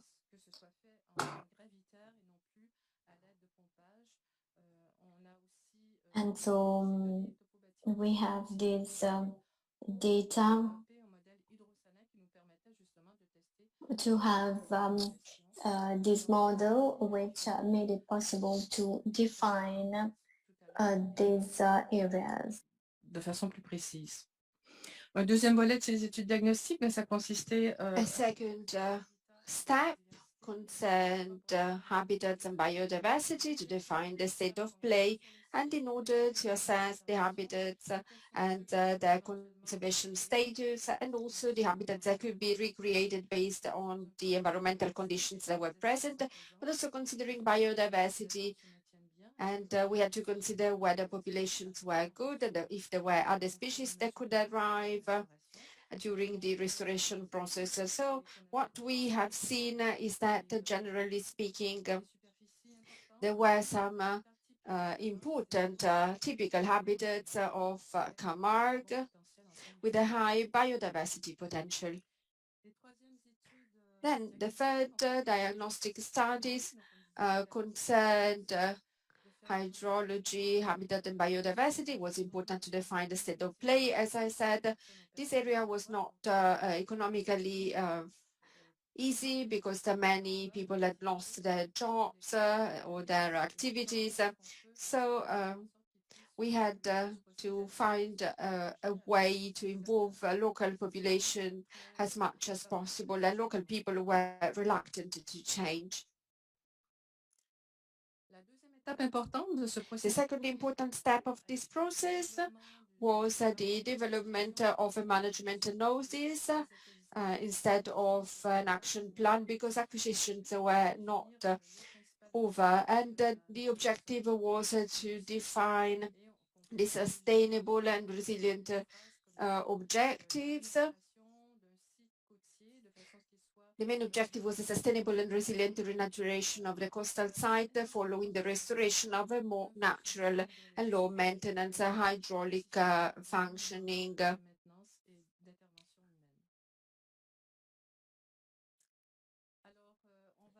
Now we are going to show you a video. This is the first video that is absolutely splendid, and the idea is to show you a video to see the diagnostic studies and the restoration objectives.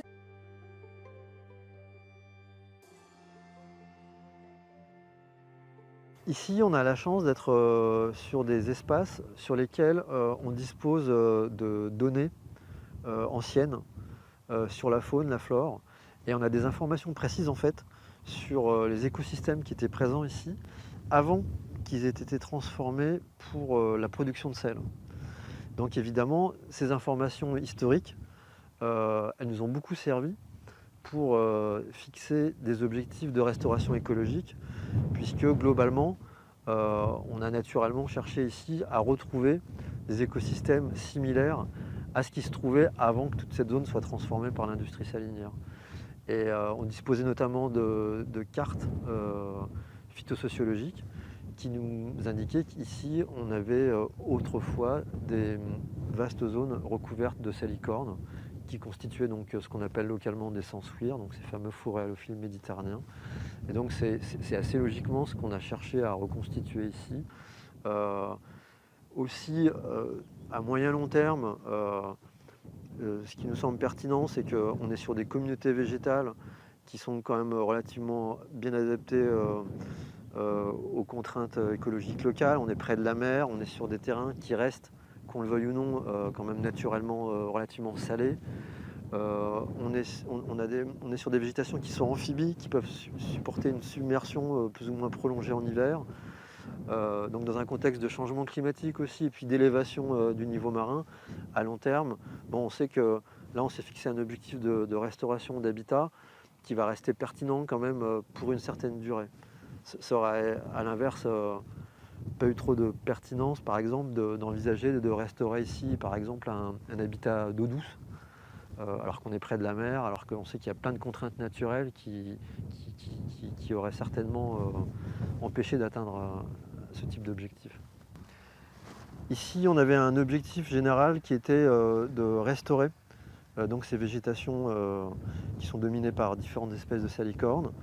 En préalable, on a élaboré un plan de restauration qui a consisté notamment à recueillir des données historiques, des données existantes, notamment des données d'occupation du sol. Puis aussi, on a été amené à faire des analyses de sol pour vérifier qu'on avait des conditions édaphiques qui pouvaient permettre à ces végétations de revenir en fait.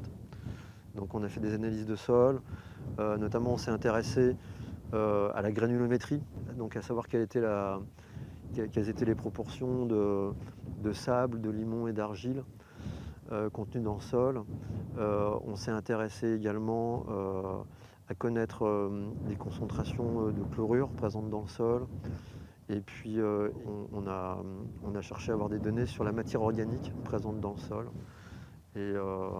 Et donc tous ces paramètres nous ont permis d'identifier des zones sur lesquelles il y avait vraiment un potentiel avéré pour avoir une restauration écologique réussie de ces habitats-là. A l'inverse, sur d'autres secteurs, on avait des contraintes qui ne permettaient pas forcément de restaurer ces habitats-là, et donc on n'a pas forcément insisté. Ouais.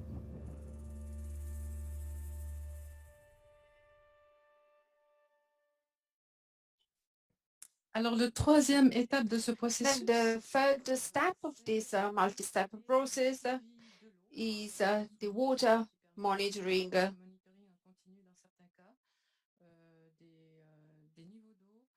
In order to study hydrosaline modeling, water levels. This hydrosaline model has then been developed and it was useful to plan hydraulic works. You can see the main objective is this. The old salt area was totally destroyed and we had to restore it up to the main lagoon here in the Camargue area. Then the fourth step was the implementation of the works, and you can see here that works were concentrated along this hydrobiological axis that we wanted to create, and in some cases we leveled dikes, we dredged channels, we created a new water gate. This in particular is an important work, and Mark will say something about it. You can also see that works were carried out in 2015 and in 2019 because of the LIFE project and the sponsorship from WWF. So it was a 4-year project, but as you can see, sometimes a long period is needed, especially for the first steps and to decide the type of works to be implemented. Now we have another short video.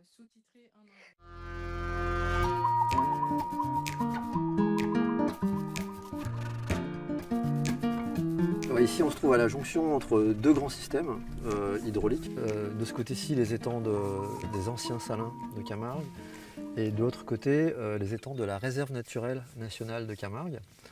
Alors, côté anciens salins, on est sur des espaces qui auparavant avaient été aménagés pour la production de sel. Notamment les aménagements, ça avait consisté à faire des digues et à mettre en place un système hydraulique où l'eau était contrôlée. Et on empêchait en fait les arrivées d'eau douce issues des sous-bassins versants périphériques. Et donc lorsque tous ces salins ont été vendus au Conservatoire du littoral, on s'est inscrit dans une démarche de restauration écologique, de restauration hydraulique de ces lagunes. Et un des objectifs majeurs, c'était de redonner à ces lagunes côtières un fonctionnement naturel, avec des connexions entre les étangs et la mer, puis aussi avec des connexions avec les zones humides situées en périphérie. Et là, cet ouvrage ici qu'on a aménagé il y a 4 ans maintenant, c'est un ouvrage qui a pour fonction de faire la jonction à la fois hydraulique et biologique entre les étangs des Anciens Salins et les étangs de la réserve de Camargue. Et alors c'est un ouvrage hydraulique qui est vraiment important parce que ça permet de rétablir des écoulements d'eau dans les deux sens. Parce que pendant une partie de l'année, c'est l'eau des étangs des Anciens Salins qui va remonter dans la réserve. Et puis à d'autres périodes de l'année, c'est l'eau des étangs de la réserve qui s'écoule vers la mer en passant par les Anciens Salins. Alors ici, il y avait des contraintes particulières parce qu'on n'est pas très loin de la mer. On a une digue ici qui est quand même très fréquentée, où il y a aussi des enjeux de sécurité des biens et des personnes. Donc il a fallu prendre en compte tout ça et construire un ouvrage qui est très solide, très robuste, qui permet de supporter des variations importantes du niveau d'eau dans les étangs. Parce qu'à certaines périodes de l'année, lorsqu'il y a des tempêtes, qu'il y a des entrées marines, des entrées d'eau de mer importantes, on peut se retrouver avec des niveaux d'eau très forts et avec des ouvrages hydrauliques qui du coup sont fortement sollicités, peuvent être mis en pression. Pour réaliser un ouvrage comme celui-ci, ça prend quand même pas mal de temps, ça s'inscrit sur un temps assez long, en plusieurs étapes. Il faut définir le type d'ouvrage qu'on veut faire, il faut définir son emplacement aussi, en tenant compte notamment de la topographie locale, la profondeur d'eau dans les étangs. Il y a tout un travail de génie civil qui a été confié à un bureau d'études spécialisé en hydraulique, qui a défini les plans de l'ouvrage, qui a dû analyser aussi en amont différents jeux de données hydrauliques pour qu'on ait un ouvrage qui soit vraiment adapté à la configuration hydraulique de ce secteur des Anciens Salins. Ensuite, évidemment, il a fallu monter des projets, trouver des financements pour financer ce projet d'ouvrage. Il a fallu faire un cahier des charges, mettre en place une procédure de mise en concurrence pour recruter, pour sélectionner un groupe d'entreprises qui étaient en capacité d'exécuter les travaux. Et puis avant la réalisation des travaux, il y a aussi une étape qui est très importante, qui consiste à obtenir les autorisations administratives. Parce que là, ici, on est sur un site qui bénéficie de nombreuses mesures de protection. On est dans 2 périmètres Natura 2000 au titre des directives européennes Habitat et Oiseaux. On est inscrit aussi en site classé, qui en France est une mesure de protection très stricte. On est dans un parc naturel régional. Et donc il y a différentes mesures de protection qui nécessitent des autorisations préalables. Ça peut facilement prendre 3 à 4 ans entre le moment où on se dit bon, on va faire un ouvrage et le moment où celui-ci est terminé. Un enjeu qui est majeur là pour cet ouvrage hydraulique, c'est qu'il joue aussi un rôle majeur pour la faune aquatique et notamment pour les poissons marins migrateurs. Parce que c'est un gros enjeu. Ici en Camargue, on se situe dans un delta, donc on est à l'interface entre des écosystèmes marins et des écosystèmes lagunaires. Et on est dans des écosystèmes qui sont très importants pour les poissons marins migrateurs, notamment pour l'anguille européenne, qui est en danger critique d'extinction. Et ici, on avait un enjeu vraiment majeur à prendre en compte, c'était le franchissement de cet ouvrage par les civelles, qui sont les larves des anguilles, qui colonisent tous les ans les étangs. Et il fallait absolument qu'on ait un ouvrage qui soit le plus facilement franchissable par les juvéniles des anguilles en particulier. Et c'est notamment pour ça qu'on a aménagé là sur les bordures de l'ouvrage des tapis brosses qui permettent aux civelles de franchir l'ouvrage, y compris lorsqu'il y a des courants très forts qui pourraient les gêner pour passer. Ça leur permet quand même de pouvoir passer en s'immisçant dans les tapis brosses. Cet ouvrage hydraulique, il s'inscrit dans le cadre d'un programme de travaux hydrauliques qu'on a réalisé sur le site, avec d'autres aménagements qui ont été faits à d'autres endroits. Et on n'a pas forcément à chaque fois été obligé de faire des ouvrages de cette ampleur. Lorsque c'était possible, sur d'autres secteurs, on a pu réaliser des aménagements beaucoup plus simples, beaucoup moins coûteux. On a pu effectuer des ouvertures libres, qui ont consisté en fait simplement à faire des trous dans les digues pour établir des passages d'eau. D'autres travaux importants qui ont été effectués, ça a consisté à curer des chenaux. Alors, soit à curer des chenaux existants qui étaient envasés et qu'il fallait restaurer, soit à créer de nouveaux chenaux pour favoriser à la fois les écoulements des eaux et aussi évidemment le passage de la faune aquatique. Une des ambitions qu'on a là sur ces anciens salins, c'est de retrouver un système qui fonctionne, on va dire, en autonomie, qui fonctionne sans que finalement l'humain ait beaucoup besoin d'intervenir. Donc ça a impliqué de faire des investissements, des travaux d'aménagement importants au début. Mais là, on se retrouve à faire très peu d'interventions de gestion au quotidien. On laisse la nature faire, on laisse les écoulements d'eau se faire naturellement. Et finalement, la plus grande partie de notre travail, ça va consister à suivre, à surveiller ce qui se passe. On est en train de retrouver des écosystèmes aquatiques qui sont fonctionnels et pas besoin finalement, pratiquement pas besoin de l'intervention de l'homme pour fonctionner correctement.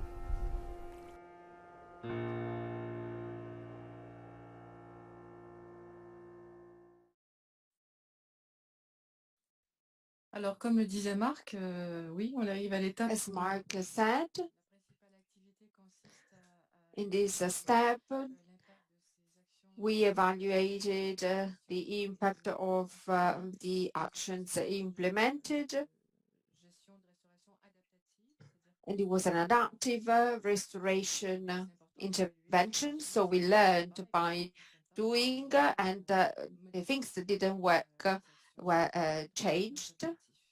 And this was done in order to reach our objectives. There is a high number of monitoring activities that were carried out. I will not present them all. I just wanted to show you a third video where Mark explains what we did in terms of active and passive restoration.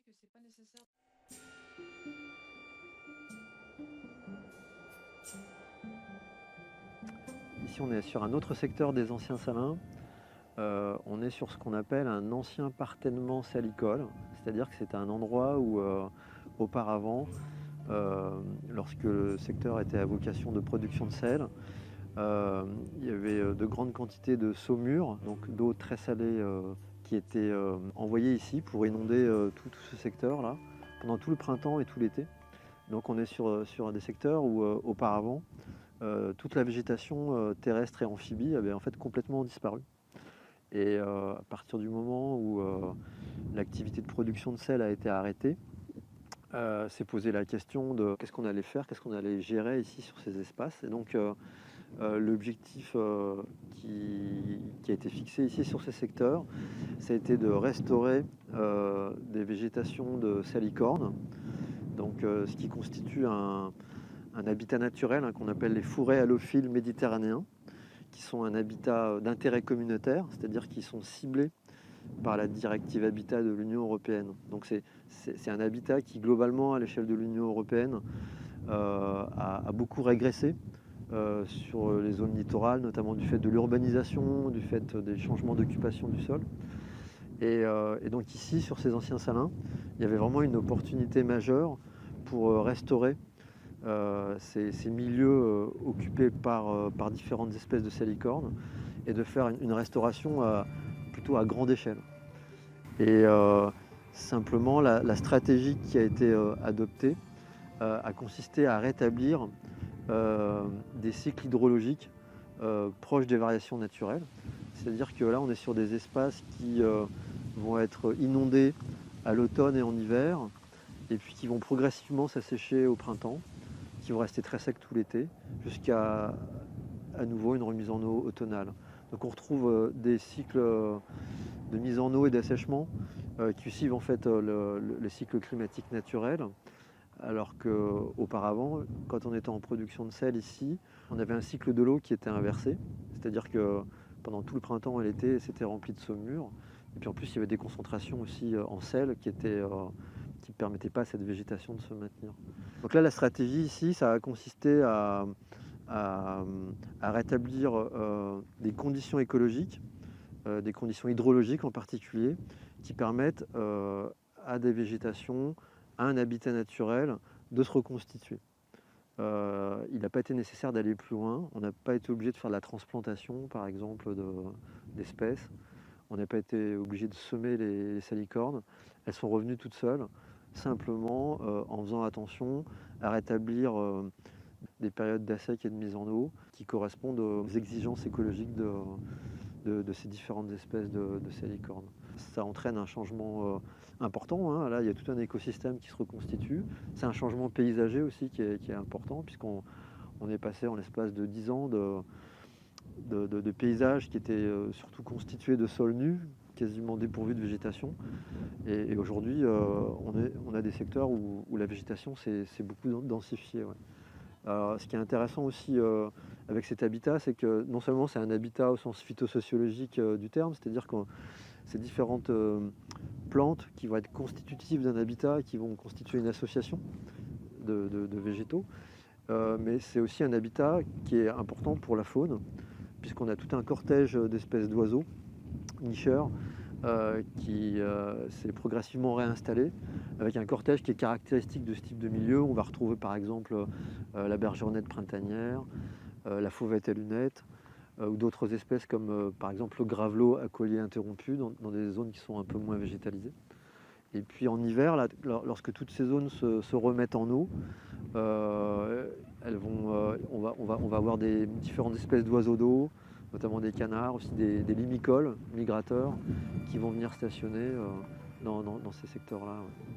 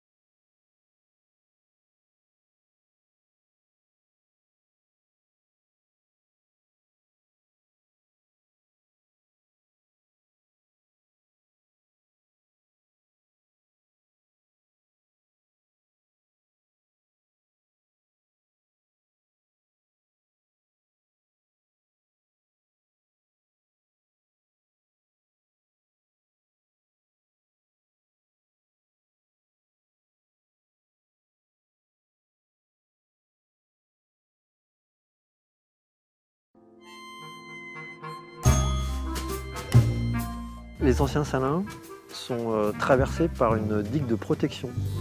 C'est une digue qui a été aménagée pour protéger le reste du delta contre le risque de submersion marine. Donc c'est vraiment un ouvrage de protection des biens et des personnes. Et elle va déterminer finalement différentes unités de restauration qui sont définies sur ces anciens salins, puisque au sud de la digue à la mer, au sud de la digue de protection, on est vraiment dans un objectif de restauration des processus écologiques. On a simplement cherché à donner un petit coup de pouce à la nature en recréant des chenaux, en construisant quelques ouvrages hydrauliques, en recréant des ouvertures libres qui permettent de reconnecter les étangs entre eux. Mais finalement, après, une fois que ces travaux sont faits, c'est les processus écologiques qui se remettent en place et qui vont permettre aux écosystèmes finalement de se reconstituer, de se restaurer tout seuls finalement, et sans qu'on ait finalement besoin d'intervenir au travers d'une gestion quotidienne.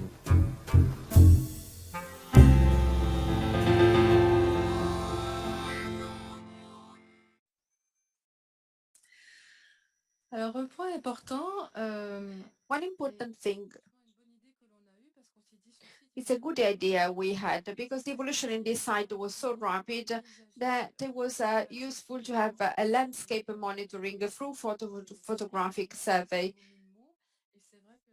Images are very useful to communicate changes, especially in case of restoration activities. And these pictures were taken exactly from the same site, the same point. So you can see the evolution of this site in 8 years when we stopped pumping salt water, and you see how vegetation reestablished. And here you have another example, and you can see the connection between the lagoons and the other areas and the gradual changes in just 5 years.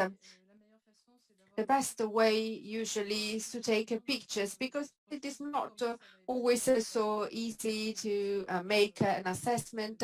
And so pictures can be helpful also to show the vegetation that has grown. And it is also a good idea also for monitoring purposes, because pictures are also useful for communication purposes. And we have a short memory, while the evolution of sites is quite rapid. We are at the end of this presentation, and now there is another video, and in this video we will talk about the lessons learned during these.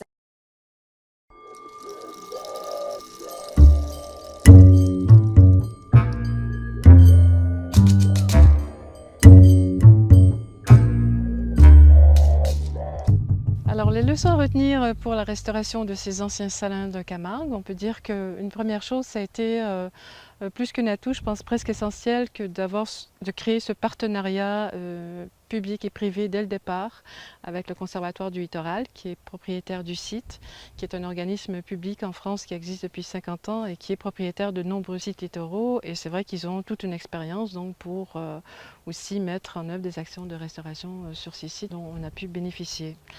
Ensuite, le conservatoire, conscient des enjeux quand même particuliers sur ce site, de par sa taille, de par la mouvance du delta, la mer qui monte, etc., s'est dit oui, mais ici on a besoin aussi de plusieurs co-gestionnaires qui vont pouvoir apporter chacun leur spécificité. Donc on a d'une part le parc naturel régional de Camargue, qui est un animateur territorial, qui est gestionnaire coordinateur. Et donc c'est une structure publique en France et qui s'associe avec la Société nationale de protection de la nature, qui elle est gestionnaire de la réserve nationale de Camargue, qui est adjacente au site, et qui sont très garants notamment des aspects réglementaires, hein, puisqu'ils sont très compétents dans ce domaine.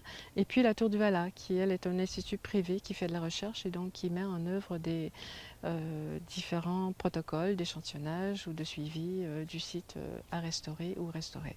Une deuxième chose, on peut dire, c'est un site qui a été acquis dans un contexte socio-économique pas nécessairement facile, hein, parce que c'est vraiment une mutation d'usage. On a des lagunes qui étaient exploitées pour le sel, que l'on rend à la nature. Et c'est vrai que dans ces cas-là, je pense que c'est très important de communiquer le plus possible dès le départ avec les populations locales et tous les usagers potentiellement de près ou de loin associés au site, parce que c'est vrai que sinon ça crée un climat un peu d'inquiétude. En plus que la remontée du niveau marin, c'est forcément quelque chose qui est très anxiogène, qui inquiète beaucoup les gens. On se demande qu'est-ce qu'ils vont faire avec ces digues, avec ci, avec ça. Donc je pense que c'est vrai que c'est important dans le cadre de projets comme ça, où il y a des enjeux socio-économiques, surtout d'être ouvert et de ne pas hésiter à communiquer, voire d'impliquer aussi les populations locales dans différentes actions de gestion et de restauration. Une troisième leçon qu'on peut retenir, c'est que faire de la restauration comme ça, c'est vrai que ça a un coût très important et sur le long terme. Et c'est avantageux d'inscrire des actions qui se passent en parallèle avec des politiques publiques, que ce soit on est sur un site Natura 2000, on respecte la directive cadre sur l'eau au niveau européen, on est aussi dans le plan national d'action des anguilles. Donc il y a plusieurs initiatives comme ça qui vont nous faciliter l'obtention du financement. Donc nous on a réussi jusqu'à maintenant à concilier financements nationaux, plus locaux, privés, mécénat, européens, etc. Et je pense que c'est un peu le secret du succès aussi, parce que c'est vrai qu'à la fin, une fois que le site est restauré, un peu comme à l'étape où on se situe aujourd'hui, c'est souvent on tombe plus dans l'entretien, dans de la maintenance qui est un peu moins sexy et c'est plus difficile d'attirer les financeurs. Mais si on a pu construire ce socle partenarial financier dès le départ, ça nous aide aussi à avancer, à poursuivre les financements dont on a besoin pour la gestion du site.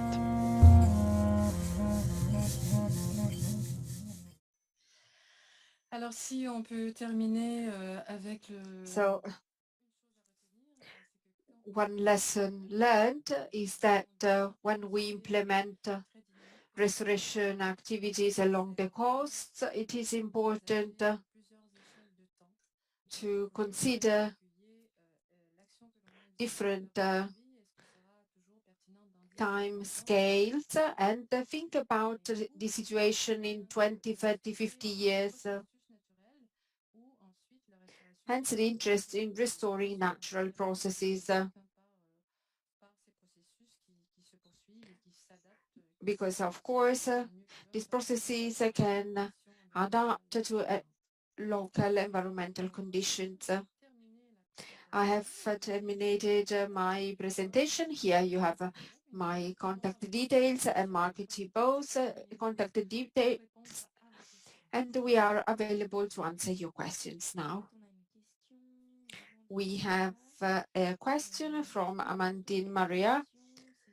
The return of vegetation, was it done by reopening freshwater and saltwater transfers? Good morning. Thank you for this question. Well, the restoration of the vegetation was done through the re-establishment of hydro periods. So flooding periods and dry periods in different sections. So we had to reestablish these cycles, the seasonal cycles, in order to allow Salicornia glasswort to grow. And we have seen that when in winter time it was possible to have a fresh water or not too salty water, the colonization period of vegetation was more rapid. Instead, this was particularly true for annual Salicornia because of their characteristics and their germination period. Thank you. We don't have other questions for the time being. Bon, ben, s'il n'y a pas d'autres questions, So if we don't have other questions, I can present tomorrow's agenda. I invite you to join tomorrow morning. You have the agenda here in the slide. We will start at 9. First, there will be a more formal session, but not too formal. And we will share with you some experiences and practices of Mediterranean wetland restoration interventions, starting from simple actions and then moving on to complex processes. We are also going to speak about how we can plan restoration activities, and we will talk about monitoring and evaluation in former saltworks. Then there will be a coffee break, and then at 11 there will be another virtual site visit, and in this case we will present the temporary marshes of Camargue by Hugo. And see you tomorrow. Have a nice day. Goodbye.